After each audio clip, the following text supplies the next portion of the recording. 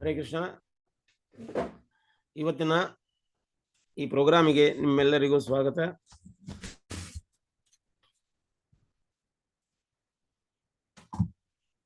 ನಮ್ಮ ಧ್ವನಿ ಕ್ಲಿಯರ್ ಇದೆಯಾ? ನಿಮಗೆ ಕೇಳಿಸ್ತದ? ಹರೇ ಕೃಷ್ಣ. ಸರಿ, ಹರೇ ಕೃಷ್ಣ. ನಾವು ಭಾಗವತಮದ 10ನೇ ಸ್ಕಂದದ ಒಂದು ಶ್ಲೋಕ ತಗೊಳ್ಳುವ. ಅಧ್ಯಾಯ 1 48ನೇ ಶ್ಲೋಕದು.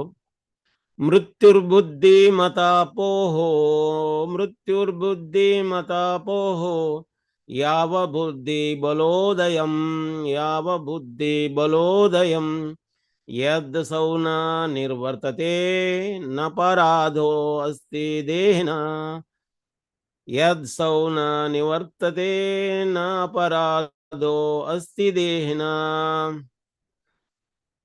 ವರ್ಡ್ ಟು ವರ್ಡ್ ಮೀನಿಂಗ್: ಮೃತ್ಯು ಸಾವು ಬುದ್ಧಿಮತ ಜಾಣನಾದವನಿಂದ ಅಪೋಹಯ ದೂರ ಮಾಡಲ್ಪಡಬೇಕು.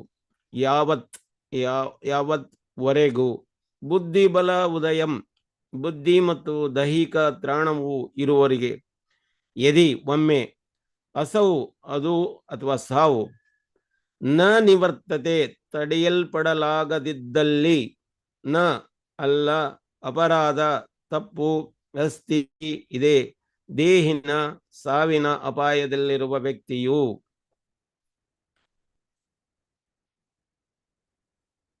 ಓಂ ಅಜ್ಞಾನತಿಮ್ಮಿರಾಂಧಸ್ಯ ಜ್ಞಾನಾಂಜನಶಲಾಕಯ ಚಕ್ಷುರುನ್ಮೀಲಿತಂ ಯೇನ ತಸ್ಮೈ ಶ್ರೀ ಗುರವೇ ನಮಃ.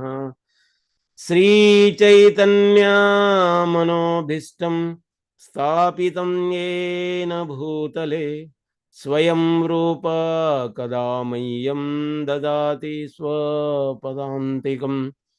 ವಂದೇಹಂ ಶ್ರೀಗುರೋ ಶ್ರೀಯುತಾಪಾದಕಮಲಂ ಶ್ರೀಗುರೋನ್ ವೈಷ್ಣವಾಂಶ್ಚ ಶ್ರೀರೂಪಂ ಸಾಗ್ರಜಾತಾಂ ಸಹಗಣ ರಘುನಾಥಾನ್ವಿತಂ ತಂ ಸಜೀವಂ ಸಾದ್ವೈತಂ ಸಾವಧೂತಂ ಪರಿಜನ ಸಹಿತಂ ಕೃಷ್ಣ ಚೈತನ್ಯ ದೇವಂ ಶ್ರೀ ರಾಧಾ ಕೃಷ್ಣ ಪದಾನ್ ಸಹಗಣ ಲಲಿತಾ ಶ್ರೀ ವಿಶಾಖಾನ್ವಿತಂಶ್ಚ.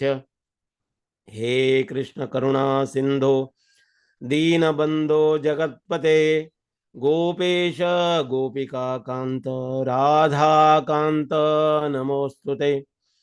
ತಪ್ತ ಕಾಂಚನ ಗೌರಾಂಗಿ ರಾಧೆ ವೃಂದಾವನೇಶ್ವರಿ ವೃಷಭಾನುಸುತೆ ದೇವಿ ಪ್ರಣಮಾಮಿ ಹರಿಪ್ರಿಯೇ ವಾಂಛಾಕಲ್ಪತರುಭ್ಯಶ್ಚ ಕೃಪಾ ಸಿಂಧುಭ್ಯೇವ ಚ ಪತಿತಾನಾಂ ಪಾವನೇಭ್ಯೋ ವೈಷ್ಣವೇಭ್ಯೋ ನಮೋ ನಮಃ. ಶ್ರೀಕೃಷ್ಣ ಚೈತನ್ಯ ಪ್ರಭು ನಿತ್ಯಾನಂದ ಶ್ರೀ ಅದ್ವೈತ ಗದಾಧರ್ ಶ್ರೀವಾಸಾದಿ ಗೌರ ಭಕ್ತವೃಂದ. ಹರೇ ಕೃಷ್ಣ ಕೃಷ್ಣ ಕೃಷ್ಣ ಹರೇ ಹರೇ, ಹರೇ ರಾಮ ರಾಮ ರಾಮ ಹರೇ ಹರೇ. ಹರೇ ಕೃಷ್ಣ ಕೃಷ್ಣ ಕೃಷ್ಣ ಹರೇ ಹರೇ, ಹರೇ ರಾಮ ರಾಮ ರಾಮ ಹರೇ ಹರೇ. ಹರೇ ಕೃಷ್ಣ ಕೃಷ್ಣ ಕೃಷ್ಣ ಹರೇ ಹರೇ, ಹರೇ ರಾಮ ರಾಮ ರಾಮ ಹರೇ ಹರೇ. ಹರೇ ಕೃಷ್ಣ. ತಾವೆಲ್ಲರೂ ವೈಷ್ಣವರು ಕೃಪಾ ಮಾಡಿ ನನ್ನ ಸಲುವಾಗಿ ಪ್ರಾರ್ಥನಾ ಮಾಡಿ ಈ ವಿಷಯದ ಬಗ್ಗೆ ಚರ್ಚೆ ಮಾಡಲಿಕ್ಕೆ ಪ್ರಯತ್ನ ಪಡುವ. ಹರೇ ಕೃಷ್ಣ.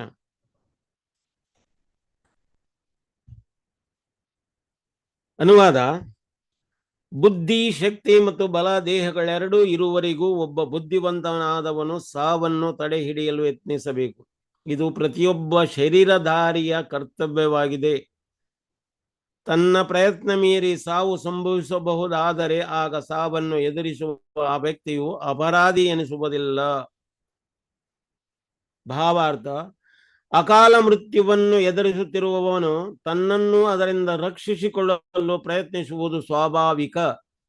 ಸಾವು ಖಚಿತವಾದರೂ ಪ್ರತಿಯೊಬ್ಬನು ಅದನ್ನು ತಪ್ಪಿಸಲು ಪ್ರಯತ್ನಿಸಬೇಕೇ ಹೊರತು ವಿರೋಧವೇ ಇಲ್ಲದೆ ಅದನ್ನು ಒಪ್ಪಿಕೊಳ್ಳಬಾರದು. ಯಾಕಂದರೆ ಪ್ರತಿಯೊಬ್ಬ ಜೀವಾತ್ಮನು ಸಹಜವಾಗಿ ಶಾಶ್ವತನು. ಸಾವು ಎನ್ನುವುದು ಭೌತಿಕ ಅಸ್ತಿತ್ವದ ನಿಕೃಷ್ಟ ಜೀವನಕ್ಕೆ ವಿಧಿಸಿದ ಶಿಕ್ಷೆಯಾಗಿರುವುದರಿಂದ ವೈದಿಕ ಸಂಸ್ಕೃತಿಯು ಸಾವನ್ನು ತಪ್ಪಿಸುವುದರ ಮೇಲೆ ನಿಂತಿದೆ. ತ್ಯಕ್ತಾ ದೇಹಂ ಪುನರ್ಜನ್ಮ ನೈತಿ ಮಾಮೇತಿ ಸೋ ಅರ್ಜುನ. ಪ್ರತಿಯೊಬ್ಬನು ಆಧ್ಯಾತ್ಮಿಕ ಬದುಕನ್ನು ಅಳವಡಿಸಿಕೊಂಡು ಸಾವು ಮತ್ತು ಪುನರ್ಜನ್ಮಗಳ ತಪ್ಪಿಸಲು ಪ್ರಯತ್ನಿಸಬೇಕು. ಉಳಿವಿಗಾಗಿ ಹೋರಾಟವನ್ನು ನಡೆಸದೆ ಸಾವಿಗೆ ಅಧೀನವಾಗಬಾರದು. ಸಾವನ್ನು ತಡೆ ಹಿಡಿಯಲು ಯತ್ನಿಸದವನು ಬುದ್ಧಿವಂತನಲ್ಲ. ದೇವಿಕೆಯು ನಿಶ್ಚಿತ ಸಾವಿಗೆ ಅಭಿಮುಖಯಾಗಿದ್ದರಿಂದ ತನ್ನ ಕೈಲಾದಷ್ಟು ಪ್ರಯತ್ನ ನಡೆಸಿದ ವಸುದೇವನಿಗೆ ಅವಳನ್ನು ರಕ್ಷಿಸುವುದು ಕರ್ತವ್ಯವಾಗಿತ್ತು. ಹಾಗಾಗಿ ಅವನು ದೇವಿಕೆಯನ್ನು ರಕ್ಷಿಸಲು ಸಾಧ್ಯವಾಗುವಂತೆ ಒಂದು ಮಾರ್ಗವನ್ನು ಕಂಸನ ಮುಂದಿಡಲು ಯೋಚಿಸಿದನು.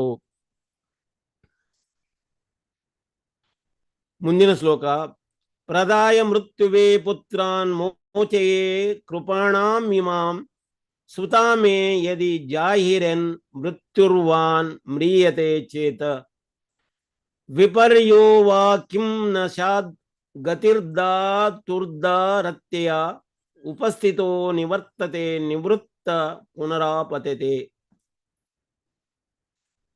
ವಸುದೇವನು ಯೋಚಿಸಿದನು, ಮೃತ್ಯುವಿನ ಸಾಕಾರ ರೂಪಿಯಾದ ಕಂಸನಿಗೆ ತನ್ನ ಎಲ್ಲ ಮಕ್ಕಳನ್ನು ಒಪ್ಪಿಸಿ ದೇವಿಕೆಯ ಜೀವವನ್ನು ರಕ್ಷಿಸುತ್ತೇನೆ. ನನ್ನ ಪುತ್ರರು ಹುಟ್ಟುವ ಮೊದಲೇ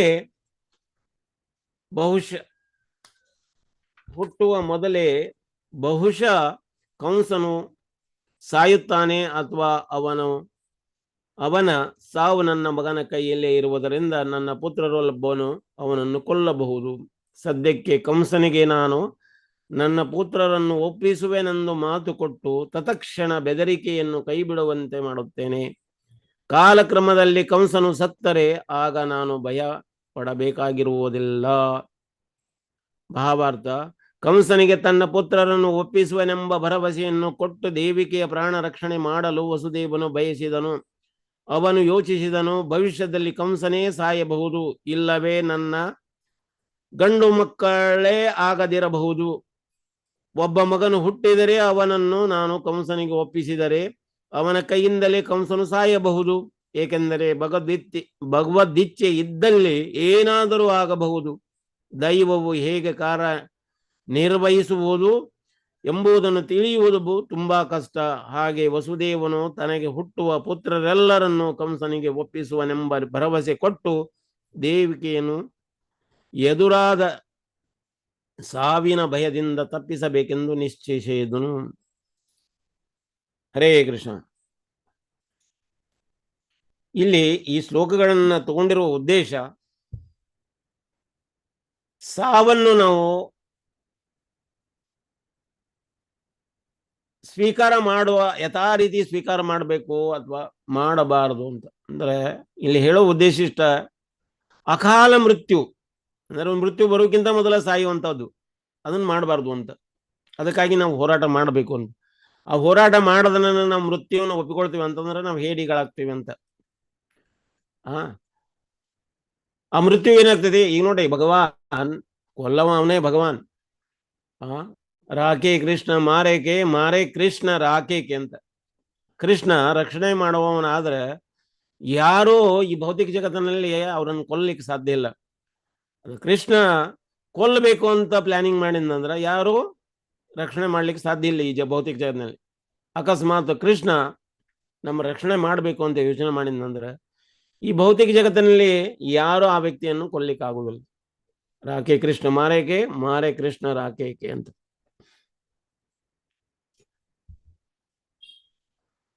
ಟೈಟಾನಿಕ್ ಹಡಗು ಸೌತ್ ಆಂಪ್ಟನ್ ನಿಂದ ನ್ಯೂಯಾರ್ಕಿಗೆ ಹೊಂಟಿತ್ತು. ಇಂಗ್ಲೆಂಡ್ ಸೌತ್ ಆಂಪ್ಟನ್ ನಿಂದ ನ್ಯೂಯಾರ್ಕಿಗೆ ಹೋಗ್ಲಿಕ್ಕೆ. ಆ ಹಡಗನ್ನ ತಯಾರು ಮಾಡಿದವರು ಒಂದು ಸ್ಲೋಗನ್ ಬರೆದಿದ್ರು. ಏನ್ ಸ್ಲೋಗನ್ ಅಂದ್ರೆ, ಇದು ದೇವರು ಕೂಡ ಮುಳುಗಿಸಲಾರದ ಹಡಗು ಅಂತ. ಅಂದ್ರೆ ಆಗಿನ ಟೈಮ್ನಲ್ಲಿ ಅಷ್ಟು ಸುಸಜ್ಜಿತವಾದ ನಿರ್ಮಾಣ ಮಾಡಿದ್ರು, ಅದನ್ನು ಆ ರೀತಿ ನಿರ್ಮಾಣ ಮಾಡಿದ್ರು. ಇದನ್ನು ದೇವರು ಕೂಡ ಮುಳುಗಿಸಲಾರ ಅಂತ. ಅದ್ರ ಮೇಲೆ ಆ ರೀತಿ ಸ್ಲೋಗನ್ ಬರೆದಿದ್ರು. ಅದರಲ್ಲಿ 2024 ಜನ ಇದ್ರು. 5 ದಿನದ ಪ್ರಯಾಣ. 2 ದಿನದಲ್ಲಿ ನ್ಯೂಯಾರ್ಕಿಗೆ ಬಂದು ಮುಟ್ಟಬೇಕು. ಅಂಥದ್ದು ಮಂಜುಗಡ್ಡಿಗೆ ಬಡದು ಅದು ಮುಳುಗಿತು. ಯಾರು ಮುಳುಗಿಸಲಾರದ ಹಡಗನ್ನ ದೇವರು ಮುಳುಗಿಸಿದ. ಅಂದ್ರೆ ಈ ಭೌತಿಕ ಜಗತ್ತಿನಲ್ಲಿ ಯಾವುದು ನಾವು ಶಾಶ್ವತ ಅಂತ ಮಾಡ್ಲಿಕ್ಕೆ ಆಗೋದಿಲ್ಲ. ಯಾಕಂದ್ರೆ ಮಾಡ್ಲಿಕ್ಕೆ ನಾವು ಯಾರೂ ಅಲ್ಲ. ಮಾಡಿದವ ಭಗವಾನ್ ಒಬ್ಬರೇ. ಅವ ಅದು ಮುಳುಗಿಸಲೂಬಹುದು ಅಥವಾ ತೇಲಿಸಲೂಬಹುದು. ಆ ಹಡಗಿಗೆ ಟಿಕೆಟ್ ತಗೊಂಡಿದ್ರು ಒಂದು ಫ್ಯಾಮಿಲಿಯವರು. ಟಿಕೆಟ್ ತಗೊಂಡಿದಾರ, ಟಿಕೆಟ್ ಟೈಮ್ ಆಯ್ತು, ಇನ್ನೇನು ಹಡಗಿನಲ್ಲಿ ಹತ್ಕೊಂಡು ಹೋಗ್ಬೇಕು. ಅಲ್ಲಿಂದ ಬರ್ತಾ ಇದ್ದಾರೆ ಅವರು. ಬಂದು ಕಾರ್ನಿಂದ ಇಳಿದ್ರು. ಕಾರ್ನಿಂದ ಇಳಿದು ಆ ಡಕ್ಕಿಗೆ ಹೋಗ್ಬೇಕಲ್ಲ, ಡಕ್ಕಿಗೆ ಅಂದ್ರೆ ಆ ಪೋರ್ಟಿಗೆ. ಆ ಪೋರ್ಟ್ ನಿಂತಲೇ ಬಂದು ಕಾರ್ ನಿಲ್ಲಿಸಿತ್ತು. ಆ ಕಾರ್ನಿಂದ ಇಳಿದು ಬ್ಯಾಗ್ ಈಗ ತಗೊಂಡು ಇನ್ನೇನು ಬರ್ಬೇಕಾದ್ರೆ ಇಬ್ರು ಮಕ್ಕಳು, ಹೆಂಡತಿ, ಮಕ್ಕಳು, ಬ್ಯಾಗೇಜು ಅವನ್ನೆಲ್ಲ ಹಿಡ್ಕೊಂಡು ಈ ಕಡೆ ತೊಗೊಂಬರ್ತಾ ಇದ್ದಾರೆ. ಅಷ್ಟರೊಳಗೆ ಸಣ್ಣ ಮಗನಿಗೆ ಒಂದು ನಾಯಿ ಕಚ್ಚಿತು. ಅವನಿಗೆ ನಾಯಿ ಕಚ್ಚಿದ ಕೂಡಲೇ ಅಯ್ಯೋ ನಾಯಿ ಕಚ್ತು ಅಂತ ಅಲ್ಲೇ ಇರುವಂತ ಟ್ರೀಟ್ಮೆಂಟ್ ಮಾಡ್ಲಿಕ್ಕೆ ಹೋದ್ರು. ಅಲ್ಲೇ ಪೋರ್ಟ್ನಲ್ಲಿ ಇರೋ ಟ್ರೀಟ್ಮೆಂಟ್ ಮಾಡಿದ್ರು. ಅವರು ಅದನ್ನೆಲ್ಲ ನೋಡ್ತಿದ್ರು. ಒಬ್ರು ಸೆಕ್ಯೂರಿಟಿ ಗಾರ್ಡ್ ಅವ್ರು ಹೇಳಿದ್ರು, ನಿಮಗೆ ನಾವು ಅಲೌಡ್ ಮಾಡೋದಿಲ್ಲ. ನೀವು 3 ಜನ ಹೋಗ್ಬೋದು, ಈ ಮಗನ್ನ ಅಲೌಡ್ ಮಾಡ್ಲಿಕ್ಕೆ ಆಗೋದಿಲ್ಲ. ಇಲ್ಲ, ಅವ್ನ ಟಿಕೆಟ್ ಇದೆ, ಟಿಕೆಟ್ ಇದ್ರು ಕೂಡ ಇವನಿಗೆ ಅಲೌಡ್ ಮಾಡ್ಲಿಕ್ಕೆ ಆಗೋದಿಲ್ಲ. ಯಾಕೆಂದ್ರೆ ಇವನಿಗೆ ನಾಯಿ ಕಚ್ಚಿದೆ. ನಾಯಿ ಹುಚ್ಚು ನಾಯಿನೂ ಆಗಿರಬಹುದು. ಅವನಿಗೆ ರ್ಯಾಬಿಸ್ ರೋಗ ಬಂದ್ರೆ ಈ ಹಡಗಿನಲ್ಲಿ ಹೋಗೋರಿಗೆಲ್ಲ ತೊಂದರೆ ಆಗ್ತದೆ. ಹಂಗಾಗೋದ್ರಿಂದ ನಾವು ಇದವ್ರಿಗೆ ಅವಾಯ್ಡ್ ಮಾಡ್ಬೇಕಾಗ್ತದೆ. ಅವ್ರಿಗೆ ಪ್ರಾರ್ಥನೆ ಮಾಡಿದ್ರು, ಏನೆಲ್ಲ ಕೇಳಿದ್ರು, ಯಾರು ಅವ್ರು ಅಲೌಡ್ ಮಾಡ್ಲಿಕ್ಕೆ ತಯಾರಿಲ್ಲ. ಯಾಕಂದ್ರೆ ಅವನ ಮಗನ ಒಬ್ಬವನ್ನ ಬಿಟ್ಟು ಹೋಗ್ಲಿಕ್ಕೆ ಆಗುದಿಲ್ಲ. ಅದಕ್ಕೆಲ್ಲ ಫ್ಯಾಮಿಲಿ ಅವರೆಲ್ಲ ಗೋಗೇರ್ತಾ ಇದ್ರು, ನಮ್ ಬಿಡಿ ಅಂತ. ಅವರು ಬಿಲ್ಕುಲ್ ಅಲೌಡ್ ಮಾಡಲಿಲ್ಲ.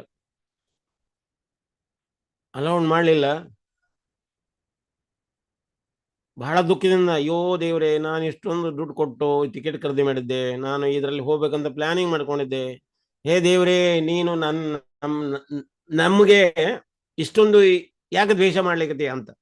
ಯಾಕೆ ನನ್ನ ಮಗನಿಗೆ ಏನು ನಾಯಿ ಕಚ್ಚಬೇಕಾಯ್ತು ಅಂತ ಗೋಗೇರಿದ್ರು ಅಷ್ಟೊಳಗ ಟೈಮ್ ಆಯ್ತು, ಪೋರ್ಟ್ದು ಟೈಮ್ ಆಯ್ತು, ಸೈರನ್ ಆಯ್ತು, ಹಡಗಿನೇನು ಹೊರಡ್ಲಿಕ್ಕೆ ರೆಡಿ ಆಯ್ತು. ಜನ ಎಲ್ಲ ಪುದುವಾಗಿ ಎಲ್ಲ ಹತ್ಕೊಂಡ್ರು, ಹೋಗಿದ್ರು, ಎಲ್ಲ ಹೋಗ್ತಾ ಇದ್ರು. ಇದನ್ನೆಲ್ಲ ಕಣ್ಣಾರ ನೋಡ್ತಿದ್ರು ಅವ್ರು ಫ್ಯಾಮಿಲಿ. ನೋಡ್ತಾ ಇರ್ಬೇಕಾದ್ರೆ ಇವ್ರು ಗೋಗೆ ಇರ್ತಾ ಇದ್ರು, ಅಳ್ತಾ ಇದ್ರು. ಇವ್ರು ಅಳ್ತಾ ಇದ್ರು. ನಂತರ ಹಡಗು ಮುಂದೆ ಹೋಯ್ತು, ಚಲಿಸ್ತು, ಹೋಯ್ತು. ದೂರದವರೆಗೆ ಹಡಗು ಹೋಗೋದು ಕಾಣ್ತಾ ಇತ್ತು ಇವರಿಗೆ. ಅವರು ವಾಪಸ್ ಬ್ಯಾಗನ್ನ ಟ್ಯಾಕ್ಸಿನಲ್ಲಿ ತುಂಬಿಕೊಂಡ್ರು, ಮರಳಿ ಮನೆಗೆ ಬಂದರು. ಮರಳಿ ಮನೆಗೆ ಬಂದಾಗ ಊಟ ಮಾಡ್ಲಿಕ್ಕೂ ಇಚ್ಛೆ ಇಲ್ಲ ಅವ್ರಿಗೆ, ಆ ರೀತಿ ಆಯ್ತು. ಇದಾದ ಮೇಲೆ 2ನೇ ದಿನದೊಳಗ 2 ದಿನ ಆಯ್ತು. 2ನೇ ದಿನಕ್ಕೆ ಮೆಸೇಜ್ ಬಂತು, ಹಡಗು ಮುಳುಗಿತು ಅಂತ. ಯಾವಾಗ ಹಡಗು ಮುಳುಗಿತು ಅಂದ ಕೂಡಲೇ ಇವನು ಎದೆಗೆ ದಸಕ್ಕಂತ, ಯಪ್ಪಾ ಪರಮಾತ್ಮ ನೀ ಮಾಡಿದ್ದು ಒಳ್ಳೇದಾಯ್ತು, ನನ್ನ ಮಗನಿಗೆ ನಾಯಿ ಕಡಿಸಿ, ಇಲ್ಲಾಂದ್ರೆ ನಾವು ಮುಳುಗಿ ಸತ್ತು ಹೋಗ್ತಿದ್ವಿ ಅಂತ. ನಾಯಿ ಕಡಿಲಿಲ್ಲ ಅಂದ್ರೆ, ನಾಯಿ ಕಚ್ಚಲಿಲ್ಲ ಅಂದ್ರೆ ನಾವು ಕೂಡ ಅದ ಹಡಗಿನಲ್ಲಿ ಹೋಗ್ತಿದ್ವಿ, ನಾವು ಕೂಡ ಮುಳುಗಿ ಹೋಗ್ತಿದ್ವಿ ಅಂತ. ಒಬ್ಬ ವ್ಯಕ್ತಿ ಆಲದ ಮರದ ಅಡಿಯಲ್ಲಿ ಮಲಗಿದ್ದ. ಆಲದ ಮರ ಅಡಿಯಲ್ಲಿ ಮಲಗಿದ್ದ. ಮಲಗಿ ಮ್ಯಾಲ್ ನೋಡ್ತಾನೆ, ಎಷ್ಟೊಂದು ಹಣ್ಣುಗಳು, ಕೆಂಪಾಗಿರುವಂತ ಹಣ್ಣುಗಳು, ಆಲದ ಹಣ್ಣುಗಳು, ಸಣ್ಣ ಸಣ್ಣ ಆಲದ ಹಣ್ಣುಗಳು. ಅದು ಒಂದು ಹಣ್ಣು ಪರಮಾತ್ಮನ ಬಗ್ಗೆ ಯೋಚನೆ ಮಾಡ್ಲಿಕ್ಕೆ, ಅಯ್ಯೋ ಹೆಂಗಿದು, ಇಷ್ಟು ದೊಡ್ಡದ ಗಿಡ, ದೊಡ್ಡ ಆಲದ ಮರ, ವಿಶಾಲವಾಗಿ ಬೆಳೆದಿರುವಂತಹ ದೈತ್ಯ ಆಲದ ಮರ, ಎಷ್ಟೊಂದು ನಳನಳಿಸುವ ಎಲೆಗಳು, ಅದರ ಬೇರುಗಳು, ಮತ್ತು ಅದರಿಂದ ಮೇಲಿಂದ ಇಳಿದಿರ್ತಾವಲ್ಲ ಬೆಳಲು, ಅದನ್ನೆಲ್ಲ ನೋಡ್ತಾ ಹೇಳಿದ. ಎಷ್ಟೊಂದು ದೊಡ್ಡ ಮರ ಐತಿ, ಇಷ್ಟೊಂದು ಗಜಗಾತ್ರದ ದೈತ್ಯವಾಗಿರುವ ಮರಕ್ಕ ಹಣ್ಣು ಇಷ್ಟೇ ಸಣ್ಣ ಹಣ್ಣು, ಅದು ಹೆಂಗೆ ಯೋಚನೆ ಮಾಡ್ಲಿಕ್ಕೆ. ಯೋಚನೆ ಮಾಡಿ ಒಂದು ಸ್ವಲ್ಪ ಕಣ್ಣು ಮುಚ್ಚಿದ, ನಿದ್ರಿ ಮಾಡ್ಬೇಕಂತ. ಅಷ್ಟರೊಳಗ ಒಂದು ಹಣ್ಣು ಮ್ಯಾಲಿಂದ ಟಪ್ ಅಂತ ಹಣಿ ಮ್ಯಾಗ ಬಿತ್ತಿಲ್ಲಿ. ಏನಾಯ್ತು ಅಂತ ನೋಡಿದ, ಓ ಹಣ್ಣು ಬಿತ್ತು ಅಂತ. ಹಣ್ಣು ಅದು ಬಿದ್ದು, ಹಣ್ಣು ಬಿದ್ದಿತ್ತಲ್ಲದ ಅಪ್ಪಚ್ಚಿಯಾಗಿ ಅದೊಂದು ಮನೆ ಇದು ಅಂಡ್ಕೊಂಡ್ಬಿಟ್ಟಿತ್ತು. ಅದನ್ನ ಮತ್ತೆ ಏನೈತಿ ಹಿಂಗೆ ಮಾಡಿ ವರ್ಷದ. ಅವ ಏನು ಯೋಚನೆ ಮಾಡಿದ, ಹಣ್ಣು ಬೆಳೋಕ್ಕಿಂತ ಇಷ್ಟು ಸಣ್ಣ ಹಣ್ಣು ಯಾಕೆ ಮಾಡಿದಿ? ಕುಂಬಳದ ಬಳ್ಳಿಯೊಳಗ ದೊಡ್ಡ ಕುಂಬಳಕಾಯಿ ಇಟ್ಟಿದೆ, ದೊಡ್ಡ ಕುಂಬಳಕಾಯಿ ಇಟ್ಟಿದೆ. ಈ ಗಿಡಕ್ಕೆ ನೋಡಿದ್ರ ಕುಂಬಳಕಾಯಿಗಿಂತ ದೊಡ್ಡ ಹಣ್ಣನ್ನ ಈ ಗಿಡಕ್ಕೆ ಬಿಡ್ಬೇಕಾಗಿತ್ತು ನೀನು ಅಂತ ಯೋಚನೆ ಮಾಡಿದ್ದ. ಅದು ಯಾವಾಗ ಒಂದು ಹಣ್ಣು ಇಲ್ಲಿ ಟಪ್ಪನ ಬಿತ್ತು, ಯಪ್ಪ ಭಗವಾನ್ ನೀನು ಮಾಡಿರೋದು ಕರೆಕ್ಟ್ ಐತೋ, ಅಕಸ್ಮಾತ್ ನಾ ಯೋಚನೆ ಮಾಡಿದ ರೀತಿ ಒಳಗ ಕುಂಬಳಕಾಯಿಗಿಂತ ದೊಡ್ಡದಿರುವಂತ ಹಣ್ಣು ಈ ಗಿಡದಾಗಿದ್ದ ನನ್ನ ಹಣಿ ಮ್ಯಾಗ ಏನಾದ್ರು ಬಿದ್ದಿದ್ರೆ ನಾನು ಚಟ್ನಿಯಾಗಿ ಹೋಗ್ತಿದ್ದೆ, ಚಟ್ನಿಯಾಗಿ ಹೋಗ್ತಿದ್ದೆ. ಪರಮಾತ್ಮ ನೀ ಮಾಡಿದ್ದು ಎಲ್ಲ ಕರೆಕ್ಟ್ ಇದೆ ಅಂತ. ನಾವೆಲ್ಲ ಏನೇನು ಯೋಚನೆ ಮಾಡಿಕೊಳ್ತೀವಿ, ನಮ್ಮ ಒಂದು ಯೋಚನೆಗೆ ತಕ್ಕಂತೆ ನಾವು ಈ ಮಟೀರಿಯಲ್ ಥಿಂಗ್ಸ್, ಭೌತಿಕವಾದ ವಸ್ತುಗಳನ್ನ ಹೊಂದಿಸ್ಲಿಕ್ಕೆ ಪ್ರಯತ್ನ ಮಾಡ್ತೀವಿ. ಆದ್ರೂ ಕೂಡ ಅವು ಹೊಂದಾಣಿಕೆ ಆಗುವುದೇ ಇಲ್ಲ.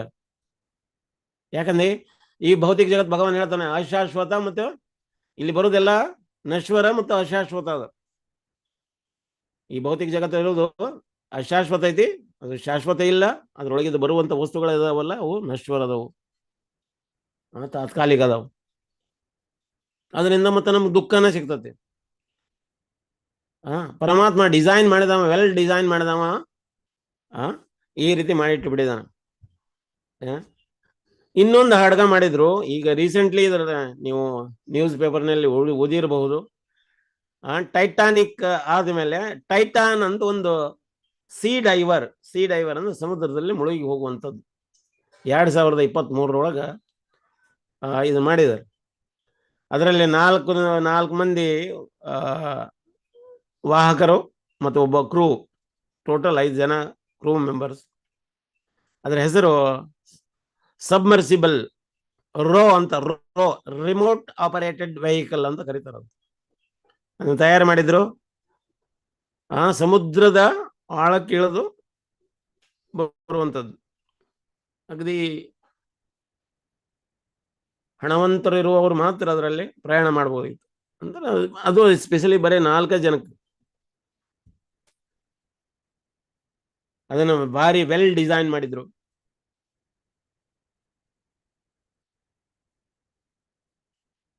ಸಮುದ್ರದ ಪ್ರೆಷರ್ ಇರ್ತದಲ್ಲ, ನೀರಿನ ಪ್ರೆಷರ್. ನೀವು ಯಾರು ಈಜುಗಾರರಾಗಿದ್ರೆ ನೀರಿನಲ್ಲಿ ಮುಳುಗಿದಾಗ ನಾವು ಆಳಕ್ಕೆ ಹೋದಂಗಿಲ್ಲ. ಅಂದ್ರೆ ಈಗ ಬಾವಿಯಲ್ಲಾಗಲಿ ಅಥವಾ ಕೆರೆಯಲ್ಲಾಗಲಿ ನೀರಿನ ಆಳಕ್ಕೆ ಹೋದಾಗ ನೀರಿನ ಮೇಲಿನ ನೀರಿನ ವಜನ ಜಾಸ್ತಿ ಆಗ್ತಾ ಹೋಗ್ತದೆ, ಒಳಗೆ ಹೋಗ್ತದೆ. ಅಷ್ಟು ಒಳಗೆ ಒತ್ತುವಂತ ಪ್ರೆಷರ್ ಏನಿರ್ತದಲ್ಲ, ಆ ಪ್ರೆಷರ್ನ ಹಿಡಿದಿಟ್ಟುಕೊಳ್ಳುವಂತ ರೀತಿ ಒಳಗ ಈ ವೆಸಲ್ ಅಂದ್ರ ವೆಹಿಕಲ್ ತಯಾರು ಮಾಡಿದಾರ. ನೀರಿನ ಒಳಗೆ ಒತ್ತಿ ಬೆಂಡ್ ಆಗಿರಬಾರ್ದು, ಆ ರೀತಿ ಮಾಡಿದ್ದಾರೆ. ಅಂತದು ನೀರಿನೊಳಗ ಮುಳುಗಿ ಅವರು 5 ಜನನು ಅಲ್ಲೇ ಸತ್ತು ಹೋದ್ರು. ಅಂದ್ರೆ ನಮಗೆ ಟೈಮ್ ಅನ್ನೋದು ಬಂತಂತಂದ್ರ ಮೀರಿ ಬಂದು ನಿಂತಂತಂದ್ರೆ ಟೈಮ್ಗೆ ಮೃತ್ಯು ಬಂದು ನಿಂತಂದ್ರೆ ನಾವು ಬೇಡ ಅನ್ಲಿಕ್ಕೆ ಆಗುದಿಲ್ಲ. ಒಬ್ರು ಕಾಲಿಂಗ್ ಬೆಲ್ ಮಾಡಿದ್ರು, ಟನ್ ಟನ್ ಟನ್ ಅಂತ. ಕಾಲಿಂಗ್ ಬೆಲ್ ಓಪನ್ ಮಾಡಿದ್ರೆ, ದರ್ವಾಜ ಓಪನ್ ಮಾಡಿದ್ರು, ಒಬ್ಬ ವ್ಯಕ್ತಿ ಓಪನ್ ಮಾಡಿದ ಕೂಡಲೇ, ಯಾರು ನೀವು? ನಾನು ಮೃತ್ಯು ದೇವತೆ, ನನ್ನ ಹೆಸರು ಯಮಧರ್ಮ ಅಂತ ಕರೀತಾರೆ ಅಂದ. ಹ ಏನು ಎದಕ್ಕೆ ಬಂದ್ರಿ ಅನ್ನ? ನೋಡೋ, ಇವತ್ತು ನಿನ್ನ ಮೃತ್ಯು ಐತೆ, ನಿನ್ನ ಕರ್ಕೊಂಡು ಹೋಗ್ಲಿಕ್ಕೆ ಬಂದಿದ್ದೇನೆ ಅಂತ. ಅಲ್ಲ, ನನ್ನ ಮೃತ್ಯು ಐತೆ ಅಂತ ಹೇಳ್ತೀರಿ, ಅದಕ್ಕೆ ನೀವೇನಾದ್ರೂ ಮೊದಲು ಇದನ್ನ ಕೊಡ್ಬೇಕಾ, ಸೂಚನೆ ಕೊಡ್ಬೇಕಾ? ಯಾವ್ದಾರ ಕಾಗದ ಪತ್ರಗಳ ಬರೀಬೇಕಾ, SMS ಹಾಕ್ಬೇಕು ಅಥವಾ ಮೇಲ್ ಹಾಕ್ಬೇಕು, ಟಪಾಲ್ ಏನಾದ್ರು ಟಪಾಲ್ ಬರಬೇಕು. ಏನು ಕೊಡದನ್ನ ಬಂದು ನಾನು ಮೃತ್ಯು ದೇವತೆ, ನನ್ನ ಮೃತ್ಯು ಇದೆ ಅಂತ ಹೇಳ್ತಿದ್ರಿ, ಇದು ಹೇಗೆ?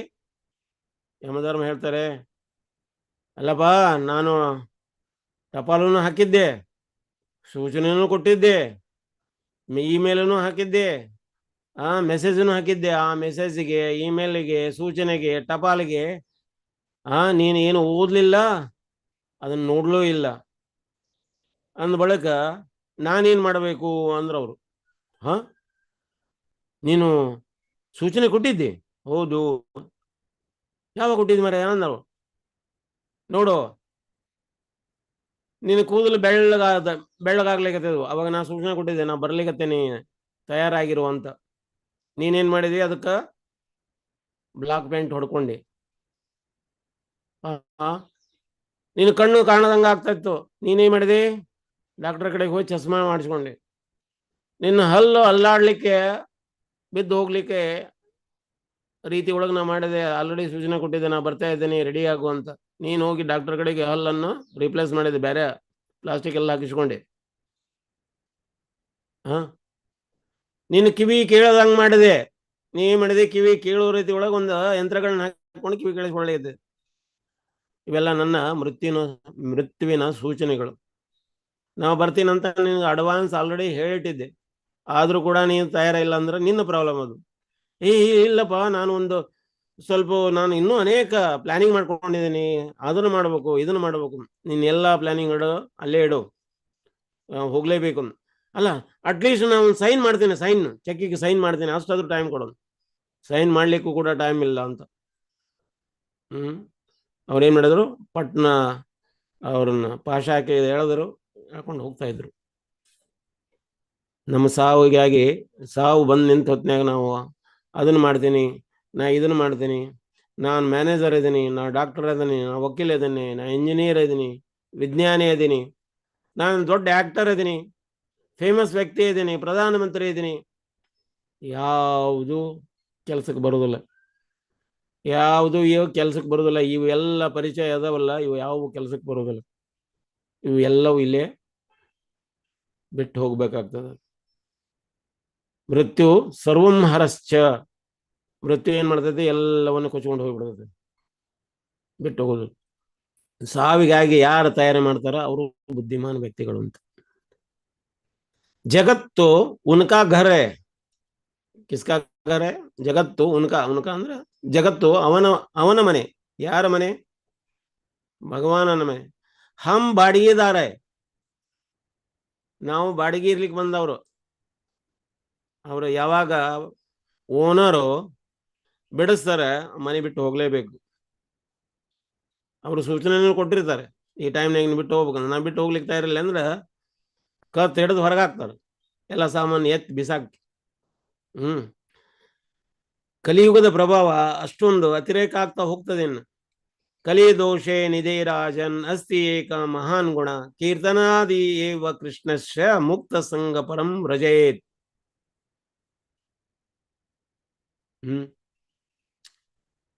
ಕಲಿಯುಗ ದೋಷದಿಂದ ಕೂಡಿಕೊಂಡಿದ. ಕಲೆ ದೋಷೆ ನಿಧೇ ರಾಜ್ ಅಸ್ತಿ ಏಕ ಮಹಾನ್ ಗುಣ. ಇದ್ರೊಳಗೆ ಒಂದ ಮಹಾನ್ ಗುಣ ಅದ.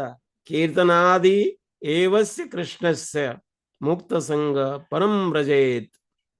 ಯಾರು ಕೃಷ್ಣನ ಕೀರ್ತನೆಯನ್ನು ಮಾಡ್ತಾರ, ಭಕ್ತ ಸಂಗ ಮಾಡ್ತಾರ, ಅದೇ ಈ ಕಲಿಯುಗದ ಶುಭ ಸೂಚನೆಗಳು ಮಾತ್ರ.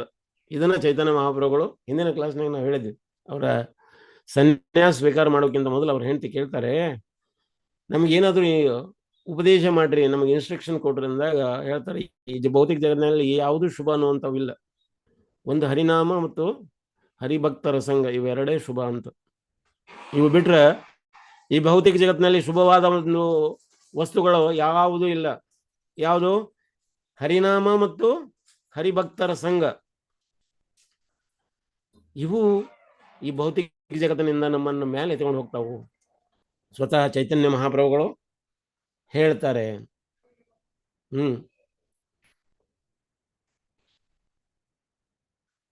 ಪರಂ ಪೂಜ್ಯ ಇಂದ್ರದುಮ್ನ ಸ್ವಾಮಿ ಮಹಾರಾಜರು ಶ್ರೀಲಂಕಾದಲ್ಲಿ ಅವಾಗ ಫ್ಲಡ್ ಆಗಿತ್ತು. ಫ್ಲಡ್ ಆದ ಹೊತ್ನಾಗ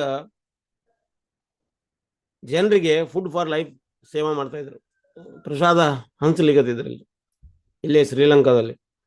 ಹಿಂಗ ಹಂಚಿ ಅದನ್ನ ಸೇವಾ ಮಾಡಿ ವಾಪಸ್ ಅಲ್ಲಿ ಇಳ್ಕೊಂಡಿದ್ರು ಅಲ್ಲಿಗೆ ವಾಪಸ್ ಹೋಗ್ಬೇಕಂತ ಕಾರ್ ತಗೊಂಡು ಹೋಗ್ತಾ ಇದ್ರು. ರಾತ್ರಿ ಎಲ್ಲ ಅಂಧಕಾರ, ರೋಡ್ಗೆ ಹೋಗ್ತಾ ಇರ್ಬೇಕಾದ್ರೆ ಡ್ರೈವರ್ ಹೇಳಿದ್ರು, ಒಂದ್ ಸ್ವಲ್ಪ ನಿಲ್ಸಪ್ಪ, ನಾನು ನ್ಯಾಚುರಲ್ ಕಾಲಿಗೆ ಹೋಗಿ ಬರ್ತೇನೆ ಅಂತ, ಬಂದಾಕ್ ಹೋಗಿ ಬರ್ತೀನಿ ಅಂತ ಹೇಳಿದ್ರು.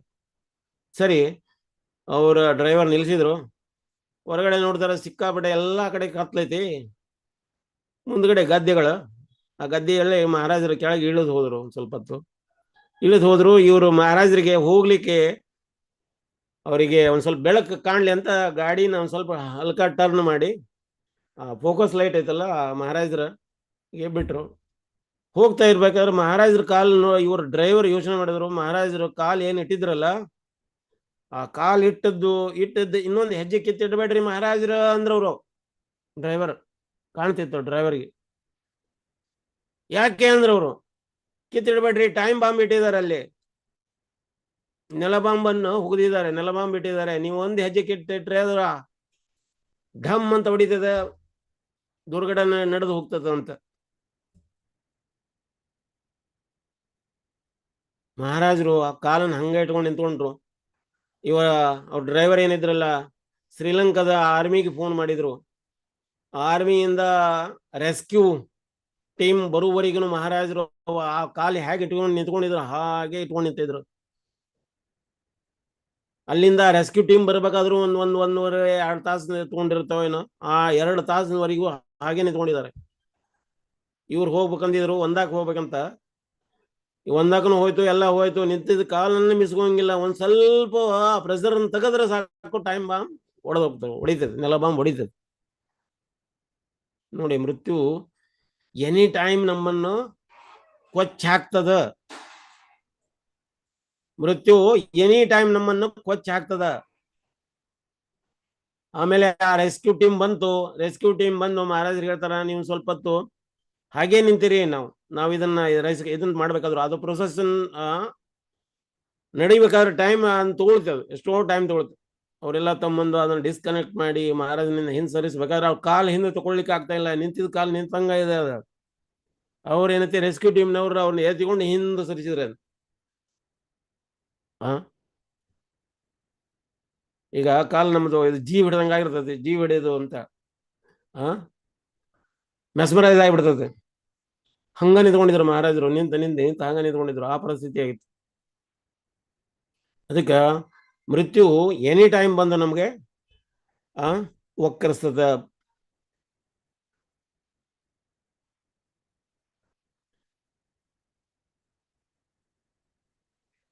ಈ ಭೌತಿಕ ಜಗತ್ತಿನಿಂದ ಅಥವಾ ಕಲಿಯುಗದಿಂದ ಹೊರಗೆ ಹೋಗ್ಲಿಕ್ಕೆ ಗುರುವಿನ ಒಂದು ಸಾನ್ನಿಧ್ಯದಿಂದ ಮಾತ್ರ ಸಾಧ್ಯ, ಇಲ್ಲ ಅಂದ್ರ ಸಾಧ್ಯ ಇಲ್ಲ. ವೇದವ್ಯಾಸರು ಗಂಗಾ ನದಿಯಲ್ಲಿ ಮುಳುಗಿ ಮೇಲೆ ಹೇಳ್ಬೇಕಾದ್ರ ಅವ್ರು ನೋಡಿದ್ರು, ಅಯ್ಯೋ ಕಲಿಯುಗದ ಒಂದು ಇದು ಗೊತ್ತಾಗ್ಲಿಕ್ಕತ್ತ ಅವ್ರಿಗೆ. ಅದಕ್ಕೇನೈತೆ ಅವರು ಈ ಮೊದಲೇನೈತಿ ನಾಲೆಜ್ ಅನ್ನೋದು ಏನೈತಲ್ಲ, ಆ ಬುಕ್ಕಿನ ರೂಪದಲ್ಲಿ ಇದ್ದಿಲ್ಲ, ಅದು ಶ್ರುತಿಧರಾರರಿಂದ ಹರಿದು ಬಂತು. ಈಗ ಹೆಂಗ ನಮಗ ಕೃಷ್ಣ ಯಾರಿಗೆ ಹೇಳಿದ್ರು? ಬ್ರಹ್ಮದೇವನಿಗೆ ಹೇಳಿಕೊಟ್ಟ. ಬ್ರಹ್ಮ ಏನ್ ಮಾಡಿದ್ರು? ನಾರದವರಿಗೆ ಹೇಳಿಕೊಟ್ರು. ನಾರದವರು ವೇದ ವ್ಯಾಸ ಮಹರ್ಷಿಗಳಿಗೆ ಹೇಳಿಕೊಟ್ರು. ವೇದ ವ್ಯಾಸ ಮಹರ್ಷಿಗಳು ಮಧ್ವ ಮುನಿಗೆ ಹೇಳಿಕೊಟ್ರು ಅಥವಾ ಮಧ್ವಾಚಾರ್ಯ ಹೇಳಿಕೊಟ್ರು. ಹಂಗ ಮತ್ತೆ ಈ ವೇದ ವ್ಯಾಸ ಮಹರ್ಷಿ ತನಕ ಬರೋವರೆಗೂ ಈ ನಾಲೆಜ್ ಏನೈತಿಲ್ಲ ಶ್ರುತಿಯಿಂದ ಬರ್ತಾ ಇತ್ತು, ಕೇಳಿಸ್ಕೊಳ್ತಾ ಇದ್ರು.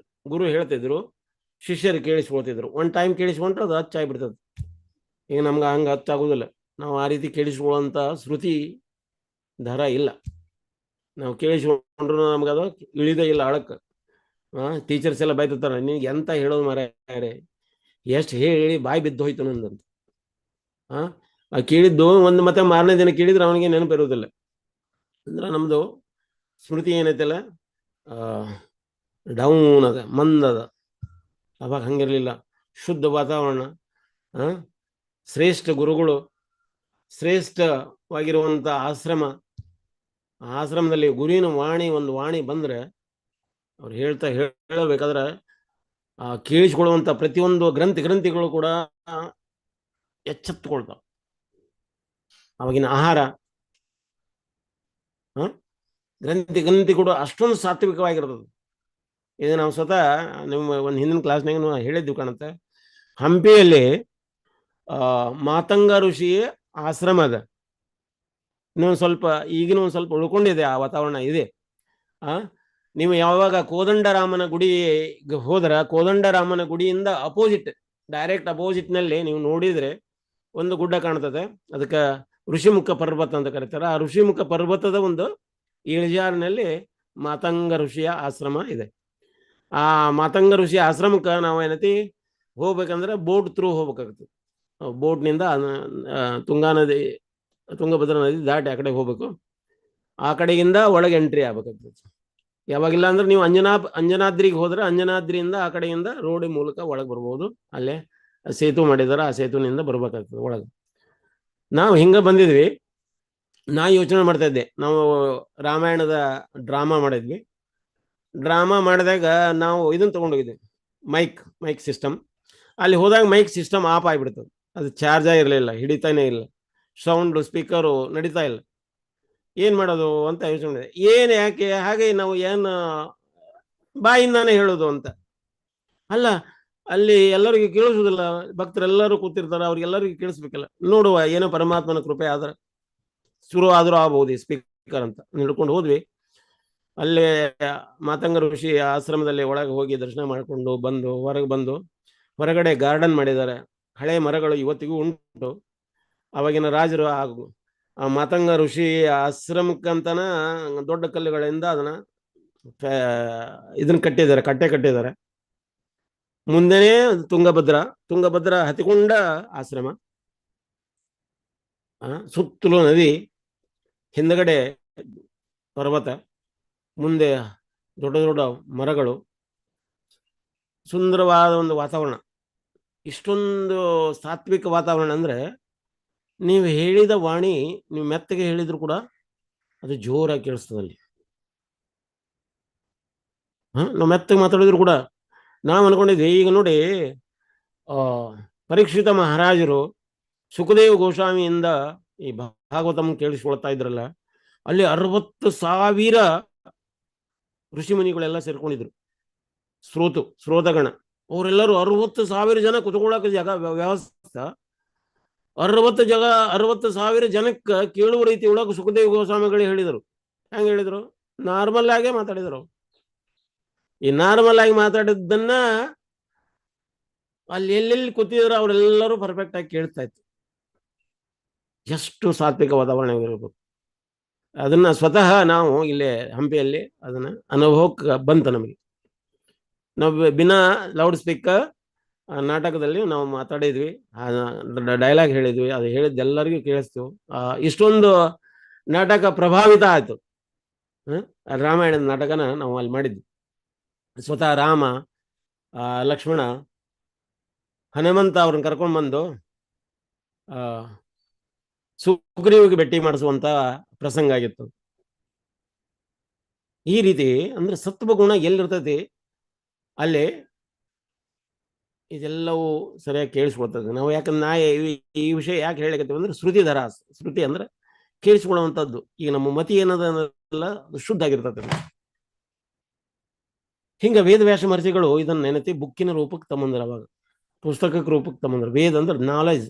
ಅದನ್ನ ವೇದಗಳನ್ನ 4 ವಿಭಾಗಗಳು ಮಾಡಿ, 4 ವಿಭಾಗಗಳಿಗೆ ಅನೇಕ 4 ವಿಭಾಗಗಳು 4 ಮುಖ್ಯಸ್ಥರುಗಳನ್ನ ಅದನ್ನ ನಿಯುಕ್ತ ಮಾಡಿ, ಪ್ರಾಚಾರ್ಯರನ್ನು ನಿಯುಕ್ತ ಮಾಡಿ ಆ ರೀತಿ ಅವ್ರ ಶಿಷ್ಯರಲ್ಲೇ ಅವ್ರನ್ನ ಪ್ರಚಾರ ಮಾಡ್ತಾ ಹೋಗುದು. ಇವಾಗ ನಮಗೆ ಏನೈತೆ ಭಾಗವತಮ್ಮ, ಈ ಶ್ರುತಿ ಅಂದ್ರೆ ವೇದಗಳು, ಸ್ಮೃತಿಗಳು, ಇವೆಲ್ಲವೂ ಪುರಾಣಾದಿಗಳು ಎಲ್ಲದವನ್ನು ಬುಕ್ಕಿನ ರೂಪದಲ್ಲಿ ಇವಾಗ ಸಿಗ್ತಾ ಇದ್ವು. ಅವಾಗ ಬುಕ್ಕಿನ ರೂಪದಲ್ಲಿ ಇರಲಿಲ್ಲ. ಬರೀ ಗುರುಗಳು ಹೇಳ್ತಾ ಇದ್ರು, ಗುರು ನೆನ್ಪಿಟ್ಕೊಂಡು ಹೇಳ್ತಾ ಇದ್ರು, ಶಿಷ್ಯರಿಗೆ ಕೇಳ್ತಾ ಇದ್ರು. 1 ಟೈಮ್ ಕೇಳಿಸ್ಕೊಂಡ್ರೆ ಸಾಕು. ಈ ಹನುಮಾನ್ಜಿ ಅವ್ರ ಗುರು ಸೂರ್ಯದೇವನಿಂದ ಕೇಳಿಸ್ಕೊಂಡು 1 ಟೈಮ್ ಕೇಳಿಸ್ಕೊಂಡ್ರು ಸಾಕು, ಅಚ್ಚಾಗಿ ಹೋತವ್ರು. ಪ್ರಹ್ಲಾದ್ ಮಹಾರಾಜರು ತಾಯಿಯ ಹೊಟ್ಟೆ ಒಳಗಿದ್ದಾಗ ಕೇಳಿಸ್ಕೊಂಡ್ರು. ನಾರದ ಮಹರ್ಷಿಗಳು ಅವ್ರ ತಾಯಿಗೆ ಹೇಳ್ಕೊಳ್ಲಿಕ್ಕತ್ತಿದ್ರು. ಹೊಟ್ಟೆ ಒಳಗಿರ್ಬೇಕಾದ್ರೆ ಅದನ್ನ ಕೇಳಿಸ್ಕೊಂಡ್ರು. ಅವ್ರು ಅವಾಗನೇ ಇದಾಗಿ ಹೋದ್ರು. ಮತ್ತೆ ಹೊಳ್ಳಿ ಅವರ ಜೀವನದಾಗ ಮತ್ತೆ ಅವರ ಇದನ್ನ ಕ್ಲಾಸಸ್ನ ಕೇಳಿದ್ದು ಉಲ್ಲೇಖ ಬರುವುದಿಲ್ಲ. ಅದರ ಹೊಟ್ಟೆ ಒಳಗೆ ಇರ್ಬೇಕಾದ್ರೆ ಕೇಳಿಸ್ಕೊಂಡಿರುವಂಥದ್ದು ಅದು ಪ್ರಹ್ಲಾದ್ ಮಹಾರಾಜರು. ಅಂದ್ರೆ ಅವರು ಕೂಡ ಶ್ರುತಿದಾರ. ಅಂದ್ರೆ ಈ ನಾಲೆಜ್ ಕೇಳಿಸಿಕೊಳ್ಳುವಂತ ವಾತಾವರಣ, ಆ ಶುದ್ಧತೆ ಆವಾಗಿನ ಟೈಮ್ನಲ್ಲಿ ಇತ್ತು. ಅದಕ್ಕೆ ಆದಷ್ಟು ನಾವು ಇದರ ಕಡೆಗೆ ನಾವು ಕೇಳಿಸ್ಕೊಳ್ಳಿಕ್ಕೆ ಪ್ರಯತ್ನ ಮಾಡಿದ್ದಾರೆ. ಯಾಕೆಂದ್ರೆ ಕೇಳಿಸಿಕೊಳ್ಳುವುದು, ಶ್ರವಣ ಅನ್ನೋದೊಂದು ಏನದ ಬಹಳ ಮಹತ್ವದ. ಈ ಶ್ರವಣದಿಂದ ಮಾತ್ರ ನಾವು ಭಗವದ್ಧಾಮಕ್ಕೆ ಹೋಗ್ಲಿಕ್ಕೆ ಆಗ್ತದೆ. ಶ್ರವಣ ಈಗ ನಾವು ಓದೋದು ಕೂಡ ಒಂದು ಶ್ರವಣ. ನಾವು ಓದ್ತಾ ಇದೀವಿ ಅಂತಂದ್ರೆ ಅದನ್ನ ಕೇಳಿಸ್ಕೊಳ್ಳಾಕತ್ತೆ ಒಳಗಿಂದ ಒಳಗೆ. ನಾವು ಕೇಳಿಸ್ಕೊಳ್ಳೋದ ಕಳ್ತೀವಿ ಅಂದ್ರೆ ಅದು ನಮ್ಮ ಜೀವನದೊಳಗೆ ಅಳವಡಿಸಿಕೊಳ್ಬೇಕು, ಜೀವನದೊಳಗೆ ಅದನ್ನ ಪಾಲಿಸ್ಬೇಕು. ಅದು ನಿಜವಾದ ಕೇಳಿಸಿಕೊಳ್ಳೋದು. ನಾವು ನೋಡಿ ಬಂದ್ವಿ, ಧಾಮ ದರ್ಶನ ಮಾಡಿ ಬಂದ್ವಿ. ಧಾಮ ದರ್ಶನ ಮಾಡೋ ಉದ್ದೇಶ ಏನು? ಅಲ್ಲಿರುವಂತ ಭಕ್ತರ ಜೊತೆಗೆ ನಾವು ಸತ್ಸಂಗ ಮಾಡೋದು, ಅವ್ರು ಹೇಳಿದ್ದನ್ನು ಕೇಳಿಸಿಕೊಳ್ಳೋದು, ಅದು ನಮ್ಮ ಜೀವನದಲ್ಲಿ ಅಳವಡಿಸಿಕೊಳ್ಳೋದು, ಅದು ಧಾಮ ದರ್ಶನ. ನೋಡುವುದು ಕೂಡ ಶ್ರವಣನ. ಅಲ್ಟಿಮೇಟ್ ನಾವು ಶ್ರವಣದಿಂದನ ನಾವು ಈ ಜೀವನನ ಮುಕ್ತ ಮಾಡ್ಲಾಗ್ತದೆ. ಇದನ್ನೇನತಿ ವೇದವ್ಯಾಸರು ಪುಸ್ತಕದ ರೂಪದಲ್ಲೇ ತಂದು ಇದನ್ನ ಅನುಕೂಲತೆಯನ್ನ ಮಾಡಿದರು. ಯಾಕಂದ್ರೆ ಕಲಿಯುಗದ ಒಂದು ಅತಿರೇಕ ಆಗ್ತತಿ. ಮುಂದೆ ಬರೋರೆಲ್ಲ ಮಂದ ಸುಮಂದೋ ಮತಿರ್ ನಿರ್ಭಾಗ್ಯ ಅಲ್ಪಾಯು ಸದಾ ಉಪದ್ರಿತರಾಗಿರ್ತಾರಂತ. ಪತ್ರಿ ಪ್ರಭು ಅಂತ ಒಬ್ರು ರಷ್ಯನ್ ಭಕ್ತರು ನೇಪಾಳದಲ್ಲಿ ಪ್ರಚಾರ ಮಾಡ್ತಾರೆ. ಅವರು ಕಮಾಂಡರ್ ಆಗಿದ್ರು. ಕಮಾಂಡರ್ ಆದರೂ ಕೂಡ ಅವಾಗನ ಅವ್ರು ತಿಲಕ ಹಚ್ಕೊಂಡು ಭಗವದ್ಗೀತಾ ಪ್ರಸಾದ್ ಡಿಸ್ಟ್ರಿಬ್ಯೂಷನ್ ಎಲ್ಲ ಮಾಡ್ತಾ ಇದ್ರು. ಅವ್ರ ಆಫೀಸರ್ ಬಂದು ಇದೇನಿದು ಹಚ್ಕೊಂಡಿರೋದು ಹಿಂಗಿದು ತಿಲಕ ಅಂತ. ಮತ್ತೆ ಅವ್ರಿಗೇನೈತಿ ಇದನ್ನ ಪ್ರಚಾರ ಮಾಡಿದ್ರು. ಅವರೆಲ್ಲ ಭಕ್ತರಾದ್ರು ಅಂತ. 1 ಟೈಮ್ ಹಿಂಗ ಪ್ರಸಾದ ಕೊಡ್ಲಿಕ್ಕತ್ತಿದ್ರು. ಒಬ್ರು ಮಾತಾಜಿ ಬಂದ್ರು. ಅವ್ರಿಗೊಂದು ರೊಟ್ಟಿ ತುಣುಕ್ ಅವ್ರು ಕೊಟ್ಟರು. ಇದೇನಿದು ಅಂತ ಹೇಳ್ಬಿಟ್ಟು ಆ ರೊಟ್ಟಿ ತುಣುಕನ್ನು ಎತ್ತಿ ಬಿಸಾಕಿದ್ರು. ಅವ್ರು ಬಿಸಾಕಿದ ಕೂಡಲೇ ಇವ್ರು ಪತ್ರಿ ಪ್ರಭು ಕಮಾಂಡರ್ ಇದ್ರಲ್ಲ, ಕಮಾಂಡಿಂಗ್ ಆರ್ಡರ್ನ ಒಯ್ಯದ ಕೆಳಗೆ ಬಗ್ಗೆ ಅದನ್ನ ಎತ್ಕೊಂಡು ತಿನ್ನು ಅಂದ್ರೆ ಅವ್ರು. ಇವ್ರ ಕಮಾಂಡಿಂಗ್ ಆರ್ಡರ್ ಕೇಳ್ಬಿಟ್ಟೆ ಭಯಭೀತರಾಗಿ ಮತ್ತೆ ಅದನ್ನ ಎತ್ಕೊಂಡು ತಿಂದ್ರು. ತಿಂದಾದ್ಮೇಲೆ ಇದು ಪ್ರಸಾದ, ಇದನ್ನ ತಿಂದ್ರೆ ನಿನ್ನ ಜೀವನ ಮುಕ್ತ ಆಗ್ತದಂತ. ಮುಂದೆ ಅವರು ಭಕ್ತರಾದ್ರು. ಅವ್ರ ಹೆಸರು ನಂದಿಮುಖಿ ದೇವಿದಾಸಿ ಅಂತ. ಅವ್ರ ಮಗಳು ಮತ್ತೆ ಅವರು ಬೃಂದಾವನದಲ್ಲಿ ವಾಸಿಸ್ಲಿಕ್ಕತ್ತಾರ. ಗೋವರ್ಧನ ಪರಿಕ್ರಮ ಮಾಡ್ತಾರ, ನಿತ್ಯ ಪರಿಕ್ರಮ ಮಾಡ್ತಾರ ಅವ್ರು. ಒಂದು ತುಂಡು ರೊಟ್ಟಿ ತಿಂದಿರುವುದರಿಂದ ಅಂದ್ರೆ ಭಕ್ತರ ಸಂಘದಿಂದ ಎಷ್ಟೆಲ್ಲ ಬದಲಾವಣೆ ಆಗ್ತದ ಅಂತ.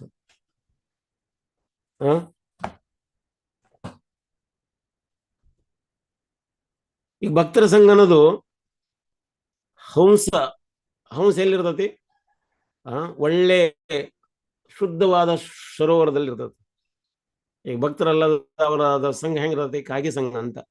ವಾಯಸಂ ತೀರ್ಥ ಅಂತ. ಕಾಗಿ ಎಲ್ಲಿರ್ತತಿ? ಗಟರದ ಎಲ್ಲಿ ಕಚಡ ಬಿದ್ದಿರ್ತತಿ ಅಲ್ಲಿರ್ತತಿ ಅಂತ. ಈಗ ಭಾಗವತಂ ಅನ್ನೋದು ಕೂಡ ಏನೈತಿ? ಹಂಸ ಲಿಟರೇಚರ್ಸ್. ಇವು ಶುದ್ಧವಾದ ಲಿಟರೇಚರ್, ಶುದ್ಧವಾದ ಶಾಸ್ತ್ರ. ಆದ್ದರಿಂದ ನಾವು ಇದನ್ನ ಭಾಗವತಂ ಸ್ಟಡಿ ಮಾಡೋದಾಗ್ಲಿ ಅಥವಾ ಶ್ರವಣ ಮಾಡೋದಾಗ್ಲಿ ಇದೇನಾಗ್ತತಿ? ನಮ್ಮನ್ನು ಶುದ್ಧತೆಗೆಡೆಗೆ ಎಳ್ಕೊಂಡು ಹೋಗ್ತತಿ. ಆಹಾರ ಶುದ್ಧೋ ಸತ್ವಶುದ್ಧಿ, ಸತ್ವಶುದ್ಧಿ ಸ್ಮೃತಿ ಲಬ್ಧೆ ಸರ್ವಗ್ರಂಥಿ ನಾಂ ವಿಪ್ರ ಮೋಕ್ಷ ಅಂತ. ಯಾವಾಗ ನಾವು ತಿನ್ನುವಂತ ಆಹಾರ ಶುದ್ಧ ಆಗ್ತತಿ. ಯಾವಾಗ ಶುದ್ಧ ಆಗ್ತತಿ? ಅದು ಭಗವಾನನಿಗೆ ಅರ್ಪಣ ಆದ ಮೇಲೆ ಅದು ಶುದ್ಧ ಆಗ್ತತಿ. ಆಹಾರ ಶುದ್ಧೋ ಸತ್ವಶುದ್ಧಿ, ನಮ್ಮ ಸತ್ವ ಶುದ್ಧ ಆಗ್ತದೆ. ಸತ್ವಶುದ್ಧೋ ಸ್ಮೃತಿ ಲಬ್ಧೆ ಸರ್ವಗ್ರಂಥಿ ನಾಂ ವಿಪ್ರ ಮೋಕ್ಷ ಅಂದ್ರ ನಮ್ಮೆಲ್ಲ ಗ್ರಂಥಿಗಳು ಮೋಕ್ಷದ ಎಡೆಗೆ ಎಳಕೊಂಡು ಹೋಗ್ತಾವಂತ.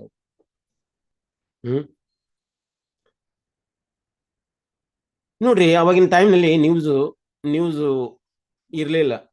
ನ್ಯೂಸ್ ಅಂದ್ರ ಈ ರೀತಿ ನ್ಯೂಸ್ ಪ್ರಚಾರ ಮಾಡುವಂತ ಟಿವಿಸ್ ಇರಲಿಲ್ಲ, ಅಥವಾ ರೇಡಿಯೋ, ಮೊಬೈಲ್, ಪೇಪರ್ ಅವು ಇರಲಿಲ್ಲ. ಶುದ್ಧ ಇತ್ತು.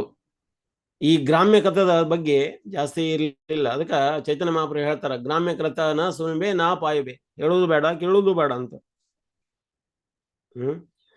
ಈ ಖಬರ್ ಅನ್ನೋದೈತಲ್ಲ, ಖಬರಿ ಅಂದ್ರೆ ನಮ್ಮ ನೆಗೆಟಿವ್ನೆಸ್ ಹೆಚ್ಚಿಗೆ ಮಾಡ್ತಾ ಹೋಗ್ತದ. ಖಬರ್ ತೋಡ್ತದ, ನಮ್ ನೆಗೆಟಿವ್ ಚರ್ಚೆ ಮಾಡ್ಲಿಕ್ಕೆ ಹಚ್ತದ. ಬ್ರೆಜಿಲ್ನೊಳಗ ಈ ನೆಗೆಟಿವ್ ನ್ಯೂಸ್ ಕೊಡೋ ಬದಲು ನಾವು ಪಾಸಿಟಿವ್ ನ್ಯೂಸ್ ಕೊಡೋಣ, ಜನರಿಗೆ ಒಳ್ಳೆ ನ್ಯೂಸ್ ಕೊಡೋಣ, ಒಳ್ಳೆ ನ್ಯೂಸ್ ಚಾನಲ್ ತೆಗಿಯುವಂತ ಒಂದು ಹೊಸ ನ್ಯೂಸ್ ಚಾನಲ್ ತಯಾರು ಮಾಡಿದ್ರು. ಅದ್ರೊಳಗ ಯಾವ್ದು ನೆಗೆಟಿವ್ ಇದೆ. ಅಂದ್ರೆ ಈಗ ನೋಡ್ರಿ, ಈ ನ್ಯೂಸ್ ಪೇಪರ್ನಲ್ಲಿ ಏನ್ ತುಂಬಿರ್ತದ? ಕೊಲೆ ಮಾಡಿದ್ದು, ಸುಲಿಗೆ ಮಾಡಿದ್ದು, ಕೊಳ್ಳೆ ಹೊಡೆದದ್ದು, ರೇಪ್ ಮಾಡಿದ್ದು, ಯುದ್ಧ ಮಾಡಿದ್ದು, ಅದ್ರ ಪೂರ ಅದ್ರ ತುಂಬಾ ಅದೇ ತುಂಬಿಕೊಂಡಿರ್ತದೆ. ಅದನ್ನ ಬಿಟ್ಟು ಇವ್ರು ಏನ್ ಮಾಡಿದ್ರು? ಪಾಸಿಟಿವ್, ದೇವ್ರ ಬಗ್ಗೆ, ಒಳ್ಳೆ ವಿಷಯಗಳ ಬಗ್ಗೆ ನ್ಯೂಸ್ನಲ್ಲಿ ಬರೀಲಿಕ್ಕತ್ತಿದ್ರು, ಹೇಳಲಿಕ್ಕತ್ತಿದ್ರು. ಆ ನ್ಯೂಸ್ ಚಾನೆಲ್ ಯಾರು ನೋಡ್ಲೇ ಇಲ್ಲ, ಯಾರು ಗಮನಿಸ್ಲೇ ಇಲ್ಲ. ಕ್ರಮೇಣ ನ್ಯೂಸ್ ಚಾನೆಲ್ನವ್ರು ಏನ್ ಮಾಡಿದ್ರು? ಅದನ್ನ ನ್ಯೂಸ್ ಚಾನೆಲ್ ಬಂದ್ ಮಾಡಿಟ್ರು. ಈಗ ಗ್ರಾಮ್ಯ ಕಥಾ ಏನೈತಲ್ಲ, ಗ್ಲೋಬಲ್ ಕಥಾ ಆಗಿಬಿಟ್ಟದ. ಗ್ರಾಮ್ಯ ಕಥಾ ಪ್ರಪಂಚದ ಒಂದು ಕಥೆ ಆಗಿ ಕುಂತ್ಕೊಂಡ್ಬಿಡೋದು. ಅವಶ್ಯಕತೆ ಇಲ್ಲ. ನ್ಯೂಸ್ ಚಾನೆಲ್ ನಾವು ನೋಡ್ರಿ, ಒಂದು ವಿಷಯನ ಎಷ್ಟೊಂದು ಎಳಿತಾನೆ ಇರ್ತಾರೆ. ಚಾಣಕ್ಯ ಹೇಳ್ತಾನೆ, ಪ್ರಾತಃ ಕಾಲ ದೂತ ಪ್ರಸಂಗೇನ ಮಧ್ಯಾಹ್ನ ಸ್ತ್ರೀ ಪ್ರಸಂಗೇನ ರಾತ್ರಿ ಚೋರ ಪ್ರಸಂಗೇನ ಕಾಲೋ ಕಕ್ಷಂತಿ ಧೀಮತಃ ಅಂತ. ಜೂವ ಈಗ ನೋಡ್ರಿ, ಪ್ರಾತಃ ಕಾಲ ಜೂವಾದ ಬಗ್ಗೆ ಅಂದ್ರೆ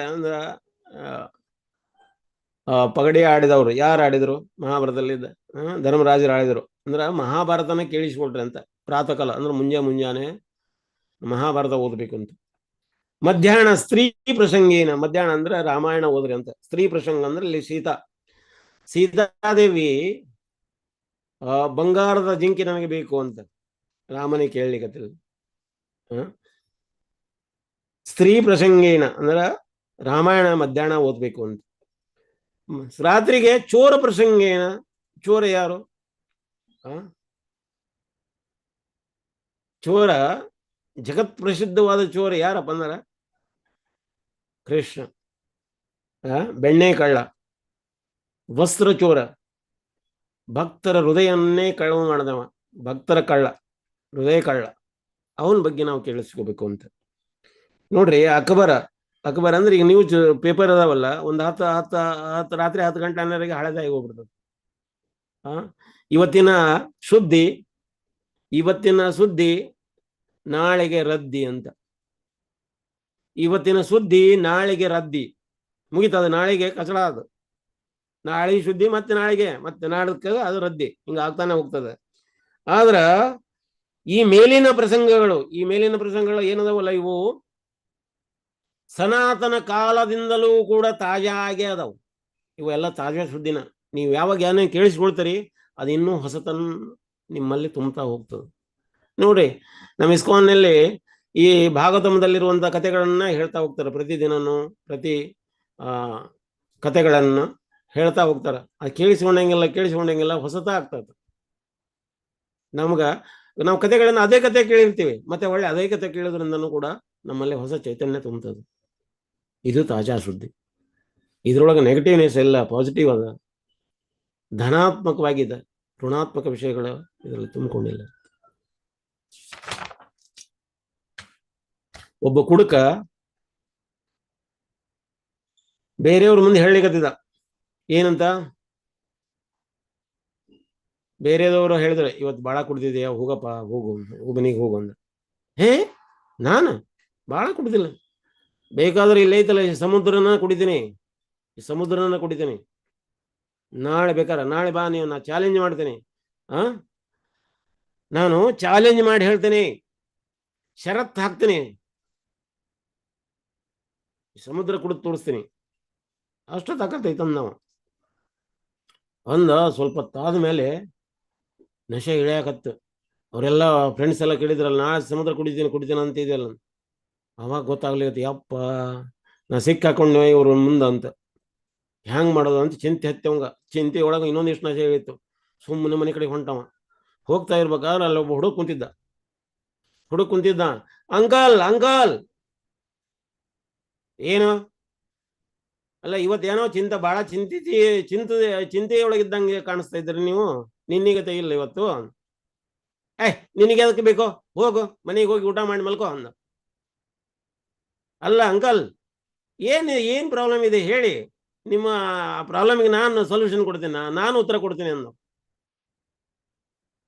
ನಿಮ್ಗೇನು ಅನಿಸ್ತು? ಹುಡುಗ ಕೊಟ್ಟರು ಕೊಡ್ಬೋದು ಅದಕ್ಕೆ ಆನ್ಸರ್.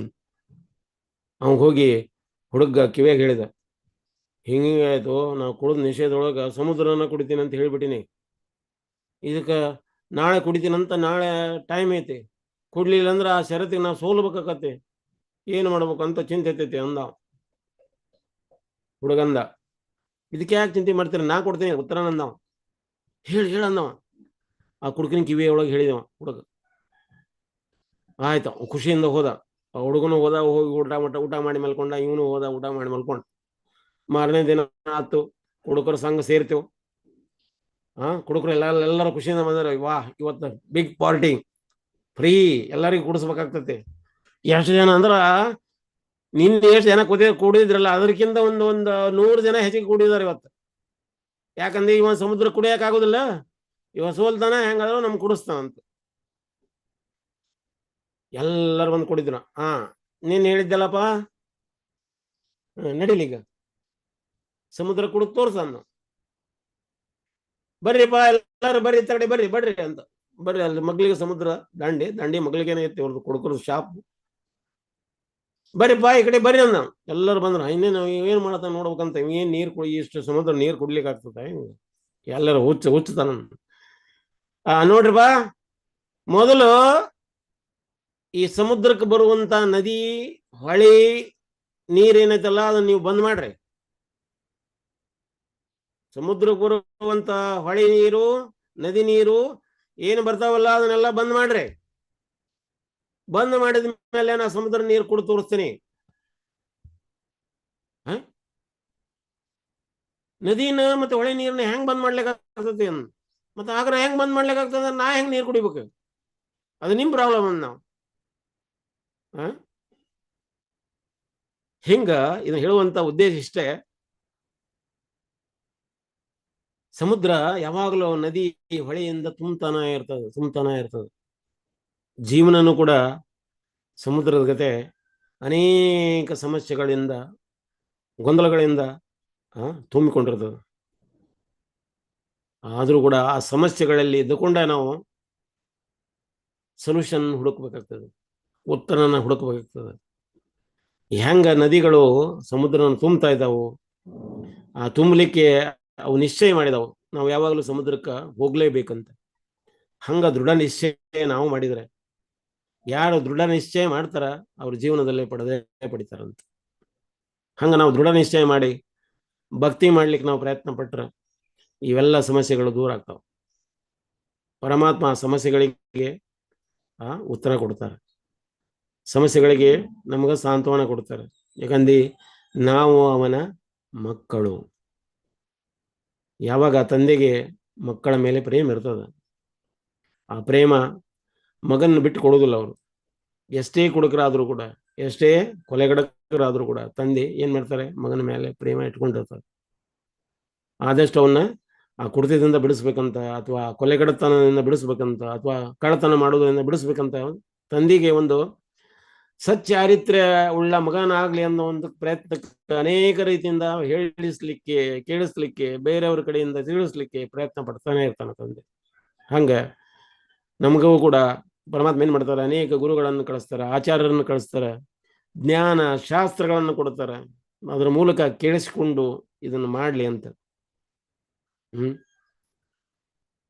ಒಮ್ಮೆ ಒಬ್ರು ಭಕ್ತರು ಮಾಯಾಪುರಕ್ಕೆ ಹೋಗಿದ್ರು. ಮಾಯಾಪುರದಲ್ಲಿ ಫೆಸ್ಟಿವಲ್, ದೊಡ್ಡ ಫೆಸ್ಟಿವಲ್, ಗೌರ ಪೂರ್ಣಿಮಾ ಅಟೆಂಡ್ ಮಾಡಕ್ಕೆ ಹೋಗಿದ್ರು. ರಾತ್ರಿ ಮಲಗಲಿಕ್ಕೆ, ರಾತ್ರಿ ಇಳ್ಕೊಳಕ್ ವಸತಿ ವ್ಯವಸ್ಥೆ ಮಾಡಿದ್ರು. ಆ ವಸತಿ ವ್ಯವಸ್ಥೆ ಛತ್ರದಲ್ಲಿ ಇರ್ಬೇಕಾದಾಗ ಅಲ್ಲಿರೋರು ಇನ್ನೂ ಒಂದಿಷ್ಟು ಮಂದಿ ಭಕ್ತರು, ಆ ರೂಮ್ನಲ್ಲಿ ಇವರಿಬ್ರು, ಇನ್ನೊಬ್ರು ಫಾರಿನ್ ಭಕ್ತರಿದ್ರು. ಅವರು ಮಚ್ಚರದಾನಿ ಹಾಕೊಂಡು ಮಲಗಲಿಕ್ಕೆ ಇನ್ನೇನು ತಲೆದಮ್ ಇಟ್ಕೊಂಡು ಇನ್ನೇನು ಮಲಗಬೇಕಂತ ಯೋಚನೆ ಮಲಗ್ಲಿಕ್ಕತ್ತಿದ್ರು. ಅಷ್ಟರೊಳಗೆ ಇವರು ಹೋದ ಕೂಡಲೇ ಅಲ್ಲೆಲ್ಲ ಮಚ್ಚರ್ ಜಾಸ್ತಿ ಅಲ್ಲ, ಸೊಳ್ಳೆಗಳು ಜಾಸ್ತಿ.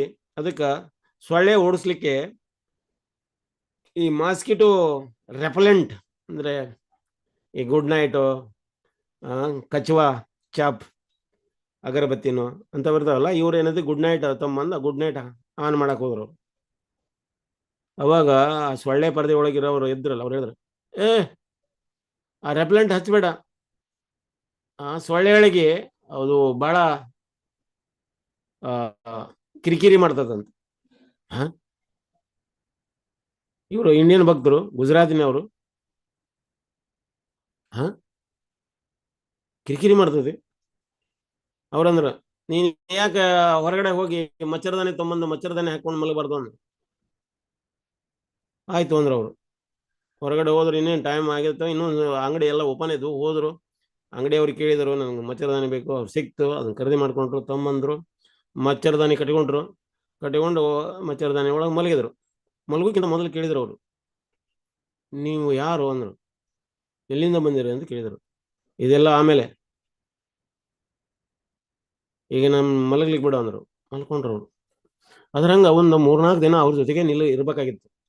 ಇವ್ರು ಜಾಸ್ತಿ ಮಾತಾಡೋದಿಲ್ಲ ಅಂತ ಹೇಳ್ಬಿಟ್ಟು ಇವ್ರ ಮ್ಯಾಲೆ ಬಿದ್ದು ಮಾತಾಡ್ಸಕ್ ಹೋದ್ರೆ ಇವ್ರು ಸಿಟ್ಟು ಬರ್ತದ ಅಂತ ಹೇಳಿ ಇವ್ರು ಮಾತಾಡ್ಸ್ಲಿಕ್ಕೆ ಹೋಗ್ಲಿಲ್ಲ. ಆದ್ರೂ ಕೂಡ ಅವ್ರ ಏನತಿ 1-2 ದಿನ ಆದ್ಮೇಲೆ ಅವ್ರು ಹೇಳಿದ್ರು, ನಾನು ಹಿಂಗ ಬೇರೆ ಕಂಟ್ರಿಯಿಂದ ಬಂದಿದ್ದೀನಿ, ನನ್ನ ಜೀವನ ಅಲ್ಲ. ಮೊದ್ಲು ಇವರು ಪ್ರಶ್ನೆ ಕೇಳಿದ್ರು, ನೀವ್ ಹೆಂಗ ಭಕ್ತಿ ಒಳಗೆ ಬಂದ್ರಿ, ಹೆಂಗ ಅಂತ ಕೇಳಕ್ ಹೋದ್ರೆ ಇವರ ಉತ್ತರ ಕೊಡ್ಲಿಲ್ಲ. ಅವಾಗ ಅವರಾಗ್ಲಿ ಉತ್ತರ ಕೊಡ್ತಾ ಇದಾರೆ. ಈಗ ನೋಡು, ನಾನೊಬ್ಬ ಮಿಲಿಟರಿ ಒಳಗ ಕಮಾಂಡರ್ ಆಗಿದ್ದೆ. ಕಮಾಂಡರ್ ಅಂದ್ರೆ ಅಂತಿಂತ ಕಮಾಂಡರ್ ಅಲ್ಲ. ಈಗ ಒಂದೊಂದು ಹಳ್ಳಿನ ಜನರನ್ನು ಒಟ್ಟಿಗೆ ಸೇರಿಸುವುದು, ಎಲ್ಲರೂ ಒಂದ್ ಕಡೆ ನಿಲ್ಲಿಸೋದು, ಗಂಡು ಒಂದ್ ಕಡೆ ನಿಲ್ಲಿಸಿ ಅವ್ರನ್ನ ಶೂಟ್ ಮಾಡಿ ಕೊಂದು ಹಾಕುವಂಥದ್ದು. ಮ್ಯಾಸಿಕ್ರೆ, ನಮ್ಮನ್ನ ಬೀಭತ್ಸ ಭಯಂಕರ ಘೋರ ಒಂದು ಜನರನ್ನೇನೈತಿ ಒಟ್ಟಿಗೆ ಸೇರಿಸಿ ಅವ್ರನ್ನೆಲ್ಲ ಈಗ ಟೆರರಿಸ್ಟ್ ಮಾಡ್ತಾ ಇದಾರಲ್ಲ, ಆ ರೀತಿ ಕೆಲಸ ಮಾಡ್ತಾ ಇದ್ರು. ಹೌದಾ, ಮತ್ ನೀವ್ ಹೆಂಗ್ ಭಕ್ತರಾದ್ರಿ? ಅದು ಆಮೇಲೆ ಹೇಳ್ತೀನಿ, ಕೇಳಿಸ್ಬಿಟ್ರು. ಹಿಂಗ ಒಂದ್ ಹಳ್ಳಿಯೊಳಗ ಜನರನ್ನೆಲ್ಲ ಒಟ್ಟಿಗೆ ಸೇರಿಸಿದ್ವಿ. ಜನರೆಲ್ಲ ಹಾಹಾಕಾರ ಮಾಡ್ಲಿಕ್ಕತ್ತಿದಾರ. ಮಕ್ಕಳೆಲ್ಲ ಚೀರಾಡ್ತಾ ಇದ್ದಾವು. ಹೆಣ್ಮಕ್ಳಿಗೆಲ್ಲ ರೇಪ್ ಮಾಡ್ತಾ ಇದಾರ. ಒಂದ್ ಕಡೆಗೆ ಎಲ್ಲರನ್ನು ಸಾಲಾಗಿ ನಿಲ್ಲಿಸಿದ್ದಾರೆ, ಶೂಟ್ ಮಾಡ್ತಾ ಇದಾರ. ಡಮ್ ಡಮ್ ಡಮ್ ಡಮ್ ಡಮ್ ಡಮ್ ಡಮ್. ಅನೇಕ ಮಂದಿ ಸಾವಿಗಾಗಿ ಚಿತ್ಕಾರ ಮಾಡ್ಲಿಕ್ಕತ್ತಾರ, ಅಳ್ಲಿಕ್ಕತ್ತಾರ ಅವರು. ಆ? ಭಯಂಕರ ಬೀಭತ್ಸರ ರಣಭೀಕರ ವಾತಾವರಣ. ಬಿಸಿಲಿನೊಳಗೆ ಎಲ್ಲರೂ ನಿಲ್ಲಿಸಿ ಹೊಡಿತಾ ಇದ್ದಾರೆ. ಟಪ್ ಟಪ್ ಟಪ್ ಟಪ್ ಟಪ್ ಟಪ್ ಟಪ್ ಟಪ್ ಡಾಮ್ ಡಾಮ್ ಡಾಮ್ ಡಾಮ್ ಶೂಟ್ ಔಟ್.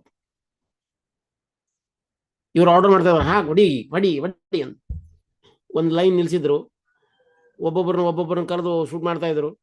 ಒಬ್ಬ ವ್ಯಕ್ತಿ ಇದ್ದ, ಅಗದಿ ಶಾಂತವಾಗಿದ್ದ, ಅವನ ಮುಖದಲ್ಲಿ ನಗೆ ಇತ್ತು.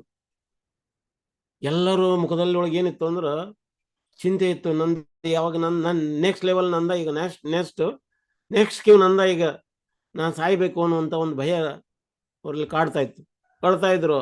ನನ್ನ ಬಿಡ್ರಿ, ಕ್ಷಮಿಸಿ, ನಮ್ಮನ್ನು ಬಿಡ್ರಿ ಅಂತ. ಈ ವ್ಯಕ್ತಿ ಏನು ಹೇಳಲಿಕ್ತಾ ಇರಲಿಲ್ಲ. ಅವನು ನಗ್ತಾ ಇದ್ದಾನ, ಖುಷಿಯಿಂದ ಅದಾನ, ಮುಖದೊಳಗೆ ಕಳೆ ನಳಸ್ಲಿಕ್ಕತ್ತದ. ಇವ ಕಮಾಂಡರ್ ಇದ್ನಲ್ಲ, ಇವಂಗ ಡೌಟ್ ಬಂತು, ಏನಿದು ಇವರೆಲ್ಲರೂ ಸಾಯ್ಲಿಕ್ಕೆ ಅಳ್ಲಿಕತ್ತಾರ, ಚಿಂತೆ ಮಾಡ್ಲಿಕ್ಕತ್ತಾರ, ಗೋಗೆ ಇರ್ತಾ ಇದಾರ, ನೀನ್ ಯಾಕೆ ಮಾಡ್ತಾ ಇಲ್ಲ ಅಂತ. ನಾನು ಯಾಕೆ ಮಾಡ್ಲಿ ಅಂದ್ರು. ಅಂದ್ರೆ ನೀನು ಸಾಯ್ತೀಯ ಅಂದ. ಸತ್ರ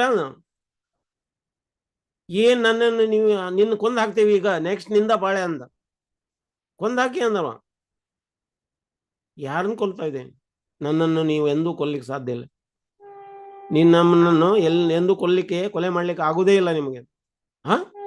ನಾವಿಷ್ಟು ಜನನೆಲ್ಲ ಹೊಡೆದಾಗ್ತಾ ಇದೀವಿ, ಏನು ಕೊಲೆ ಮಾಡ್ಲಿಕ್ಕೆ ಆಗೋದಿಲ್ಲ ಅಂತ ಹೇಳ್ತಾ ಇದ್ದೆ. ನನ್ನನ್ನು ಹೆಂಗ್ ಕೊಲ್ಲಲಿಕ್ಕೆ ಆಗ್ತದೆ?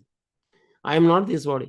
ನಾನು ಈ ಶರೀರನ ಅಲ್ಲ ಅಂತಂದ್ರೆ ನಾನು ಹೊಡೆದಾಕಿ ಮಾಡ್ತಾರೆ. ಈ ಶರೀರನ ಹೊಡೆದಾಕ್ತಾರೆ, ಈ ಶರೀರ ಬಿಟ್ಟು ಇನ್ನೊಂದು ಶರೀರಕ್ಕೆ ಹೋಗ್ತೇನೆ, ನಾನು ಜೀವಂತವಾಗಿರ್ತೇನೆ. ಆ ವ್ಯಕ್ತಿನ ಕರ್ಕೊಂಬಂದ ಟೆಂಟ್ನಾಗ, ಅಲ್ಲಿ ಒಂದು ಟೆಂಪ್ರರಿ ಟೆಂಟ್ ಹಾಕಿದ್ರಲ್ಲ, ಆ ಟೆಂಟ್ನಾಗ ಬಂದು ಕರ್ಕೊಂಬಂದ. ಇದೆಲ್ಲ ನಿನಗೆ ಹೆಂಗೆ ಗೊತ್ತಾಯ್ತು ಅಂದವ. ಅವರು ಜೇಬ್ನಾಗಿದ್ದ ಒಂದು ಸಣ್ಣದು ಭಗವದ್ಗೀತೆ ತೆಗೆದ್ರು. ಭಗವದ್ಗೀತಾ ಬುಕ್ ತೆಗೆದ್ರು. ಇದ್ರೊಳಗೆ ಇದನ್ನು ಕೊಟ್ಟಿದ್ದಾನೆ. ನ ಹನ್ಯತೆ ಹನ್ಯಮಾನೇ ಶರೀರೆ. ಶರೀರ ಬಿಟ್ಟು ಹೋದ್ರು ಕೂಡ ನಾನು ಯಾವಾಗಲೂ ಸನಾತನವಾಗಿರ್ತೇನೆ. ಆತ್ಮ ಸನಾತನ, ಅದು ಯಾವಾಗಲೂ ಜೀವಂತವಾಗಿರ್ತದೆ ಅಂತ ಅವ್ ಕೇಳಿಸ್ಕೊಳಕತ್ತಿದ. ಹಂಗ ಮತ್ತೆ ಹಾಗಾದ್ರೆ ನಾವು ಇಷ್ಟೆಲ್ಲ ಹೊಡೆಯೋದು, ಇದ್ರದೆಲ್ಲ ಹೊಡೆಯುವಂತ ಒಂದು ಉಗ್ರ ಕ್ರಮ ನೀವು ಅನುಭವಿಸಬೇಕಾಗ್ತದೆ ಅನ್ನವ. ಸ್ವಲ್ಪ ಹೊತ್ತು ಅವನ ಬಗ್ಗೆ ಒಂದು ಅರ್ಧ ಗಂಟೆ ಅವರ ವಾರ್ತಾಲಾಪ ಆಗ್ಲಿಕತ್ತು.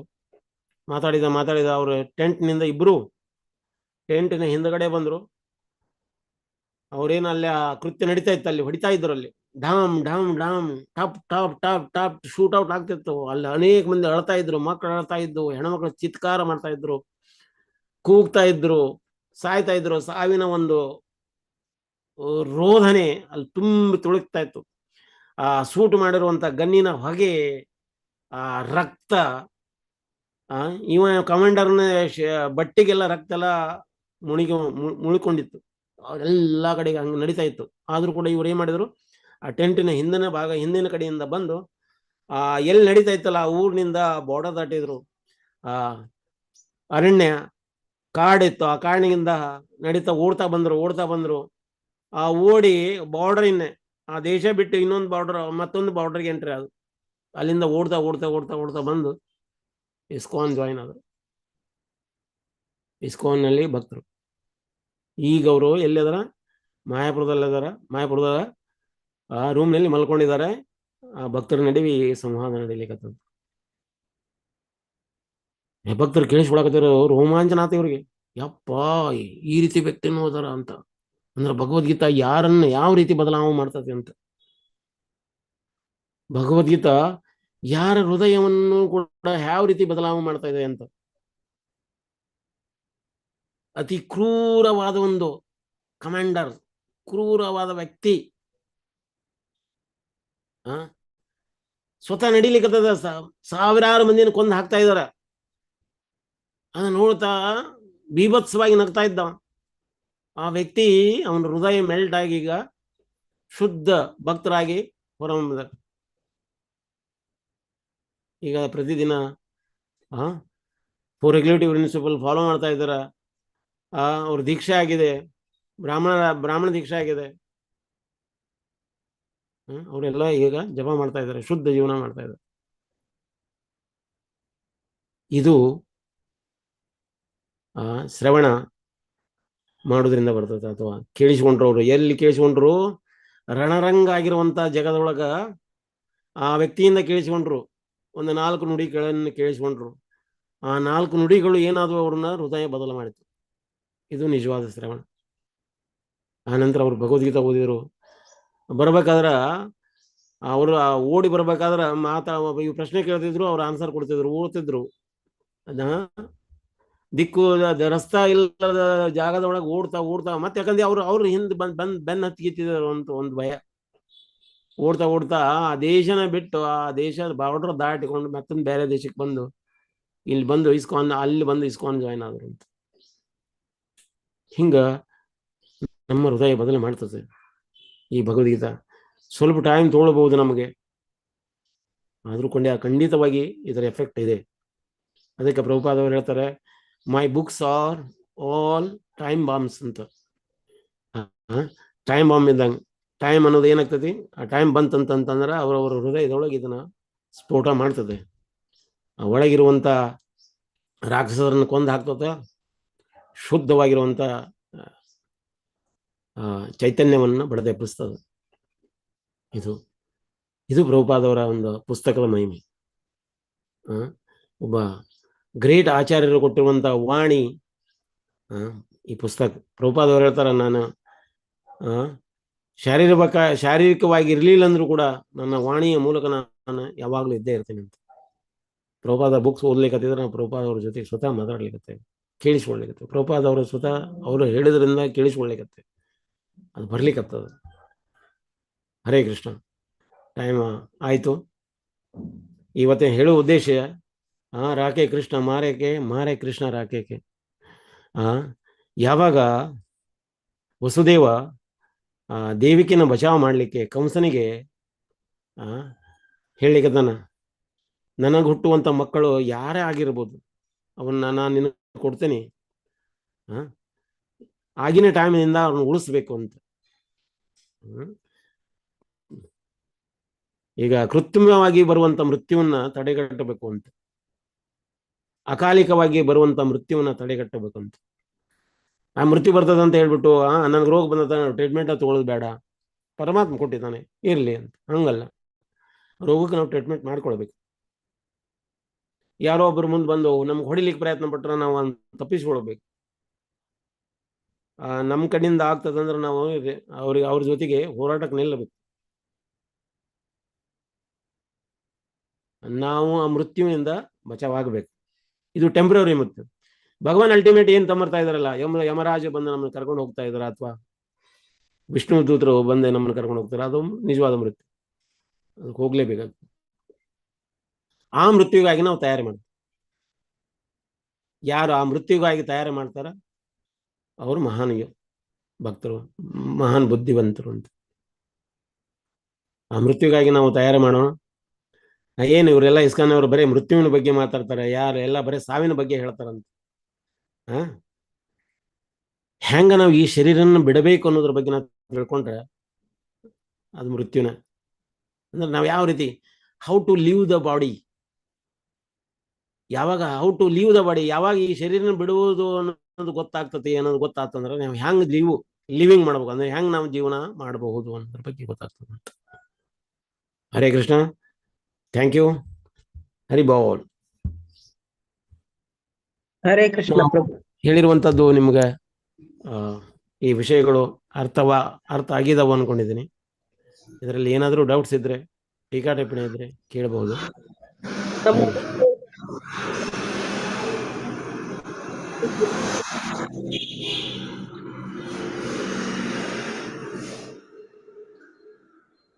ಕೇಳೋದಿಲ್ಲ ಅವರಿಗೆ.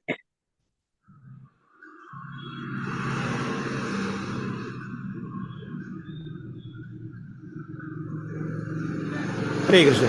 ನಾನು ಅನ್ಕೊಂಡಿದ್ದೀನಿ ಎಲ್ಲ ಅರ್ಥ ಆಗಿದೆ. ನಾವು ಟೈಟಾನಿಕ್ ಹಡಗನ ಒಂದು ಎಕ್ಸಾಂಪಲ್ ತಗೊಂಡು, ಮತ್ತೆ ಟೈಟಾನ್ ಅನ್ನುವಂತ ಒಂದು ಸಮುದ್ರದಲ್ಲಿ ಮುಳುಗುವಂತ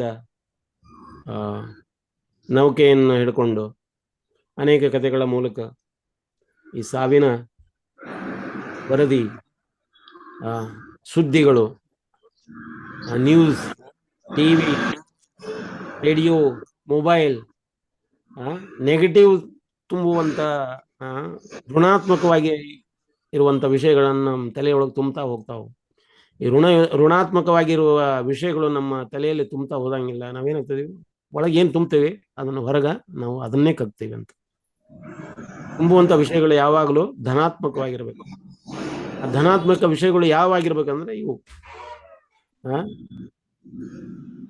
ಯಾವುದು ಶುದ್ಧ ಆಗಿದೆ? ಹಂಸಶಾಸ್ತ್ರ, ಹಂಸ ಲಿಟ್ರೇಚರ್. ವಾಯಸಂ ತೀರ್ಥ ಆಗಬಾರ್ದು ಅಂತ, ಹಂಸ ತೀರ್ಥ ಆಗ್ಬೇಕು ನಮಗೆ. ಅಂದ್ರೆ ಭಕ್ತರ ಒಂದ ಸಂಘ ಆಗ್ಬೇಕು. ಈ ಹಂಸ ಲಿಟ್ರೇಚರ್, ಹಂಸ ಶಾಸ್ತ್ರವನ್ನ ನಾವು ಕೇಳಿಸಿಕೊಳ್ಬೇಕಂತ. ಆದಷ್ಟು ಎಷ್ಟಾಗ್ತದ ಅಷ್ಟಾದ್ರೂ ನಾವು ಪಾಲಿಸ್ಲಿಕ್ಕೆ ಪ್ರಯತ್ನ ಪಡಬೇಕು. ಆದಷ್ಟು ಇವನ್ನ ವರ್ಜನೆ ಮಾಡ್ಲಿಕ್ಕೆ ಪ್ರಯತ್ನ ಪಡೋದು. ಹಂಗಂತ ಹೇಳ್ಬಿಟ್ಟು ನಾವು ಓದ್ಲೇಬಾರ್ದು, ನ್ಯೂಸ್ ನಾವು ಕೇಳಲೇಬಾರ್ದು ಅಂತಲ್ಲ, ಕೇಳಿಸಿಕೊಳ್ಬೇಕು. ಭಕ್ತಿ ರಸಾಮೃತ ಮಹಾರಾಜರು ಹೇಳ್ತಾರೆ, ನಾವು ಆಗರ ನ್ಯೂಸ್ ಪೇಪರ್ ಓದೋದಾದ್ರೆ ಮೇನ್ ಹೆಡ್ಲೈನ್ಸ್ ಏನಿರ್ತಾವಲ್ಲ ಅಷ್ಟು ಓದಿ ಕೈ ಬಿಟ್ಬಿಡ್ಬೇಕು. ಡೀಟೇಲ್ಸ್ ನಲ್ಲಿ ಓದುವ ಅವಶ್ಯಕತೆ ಇಲ್ಲ. ಹೆಡ್ಲೈನ್ಸ್ ನೊಳಗೆ ಆಲ್ರೆಡಿ ಕೊಟ್ಬಿಟ್ಟಿರ್ತಾರೆ, ಅಷ್ಟು ಓದಿದ್ರೆ ಸಾಕು. ಅಷ್ಟು ನ್ಯೂಸ್ ಸಿಕ್ಕರೆ ಸಾಕು, ಅಷ್ಟು ನ್ಯೂಸ್ ನಾವು ನೋಡ್ಕೊಂಡ್ರೆ ಸಾಕಾಗ್ತದೆ. ಹಾಗಂತ ಹೇಳ್ಬಿಟ್ಟು ಎಲ್ಲಾ ನ್ಯೂಸ್ ಪ್ರತಿಯೊಂದು ವಾಕ್ಯಗಳನ್ನು ಓದ್ತಾ ಅಪ್ ಟು ಎಂಡ್ ಆಗೋರವರೆಗೂ ಓದೋ ಅವಶ್ಯಕತೆ ಇಲ್ಲ. ಅಂದ್ರೆ ಅಷ್ಟು ಟೈಮ್ ಅದಕ್ಕೆ ಕೊಡುವ ಅವಶ್ಯಕತೆ ಇಲ್ಲ. ಅದೇ ಟೈಮನ್ನು ನಾವು ಇಲ್ಲಿ ಭಾಗವತಂ ಅಥವಾ ಭಗವದ್ಗೀತೆ ಆಧ್ಯಾತ್ಮಿಕ ಲಿಟ್ರೇಚರ್ ಕಡೆಗೆ ಓದ್ಲಿಕ್ಕೆ ನಾವು ಗಮನ ಕೊಟ್ರೆ ಅದು ನಮ್ಮ ನೆನತಿ ಭಗವದ್ಧಾಮಿಗೆ ಹೇಳ್ಕೊಂಡು ಹೋಗ್ಲಿಕ್ಕೆ ಅನುಕೂಲ ಆಗ್ತೈತಿ. ಇಲ್ಲಿಗೆ ಈ ವಿಷಯ ಹೇಳೋದ್ರ ಮೂಲಕ ಇವತ್ತಿನ ಕ್ಲಾಸ್ ಅನ್ನು ಹರೇ ಕೃಷ್ಣ ಪ್ರಭುಜಿ. ಹರೇ ಕೃಷ್ಣ ಪ್ರಭುಜಿ ಪ್ರಭುಜಿ, ಇದರಲ್ಲಿ ಏನಾದ್ರೂ ತಪ್ಪು ದೋಷಗಳು, ತಪ್ಪು ಮಾತಾಡುವಂತ ಭಾಷಾ ಶೈಲಿ, ಕೆಲವೊಂದು ಅರ್ಥ ಆಗ್ಲಾರದಂತ ವರ್ಡ್ಗಳು ನಿಮಗೆ ಕಿರಿಕಿರಿ ಮಾಡಿದ್ರೆ ಕ್ಷಮಿಸಿ. ಹರೇ ಕೃಷ್ಣ. ಕೇಳುದಿಲ್ಲ ಮಾತಾಡಿ. ಆದಷ್ಟು ನಾವು ಬೋಲ್ಡ್ ಆಗಿ ಹೇಳಲಿಕ್ಕೆ ಪ್ರಯತ್ನ ಮಾಡ್ತಾ ಇದ್ದೀವಿ. ಇದು ಏನಾಗಿದ್ರು ಕೂಡ ಅದು ಭಗವಾನ ಕಥಾ ಮತ್ತು ಸೀನಿಯರ್ ಹಿರಿಯ ವೈಷ್ಣವರಿಂದ ಕೇಳಿಸಿಕೊಂಡಿರುವಂಥವು, ಅವನ್ನ ಮತ್ತೆ ನಿಮ್ಮ ಮುಂದೆ ನಾವು ಪ್ರಸ್ತುತ ಮಾಡಲಿಕ್ಕೆ ಪ್ರಯತ್ನ ಪಟ್ಟಿದ್ದೇವೆ. ಹರೇ ಕೃಷ್ಣ. ಹರೇ ಕೃಷ್ಣ ಪ್ರಭುಜಿ. ಕೇಳುದಿಲ್ಲ ದಂಡೋತ್ ಪ್ರಣಾಮ್ ಪ್ರಭುಜಿ, ಧನ್ಯವಾದಗಳು ಪ್ರಭುಜಿ. ಪ್ರಭುಜಿ ಅವ್ರಿಗೆ ಕೇಳಿಸಲ್ಲ.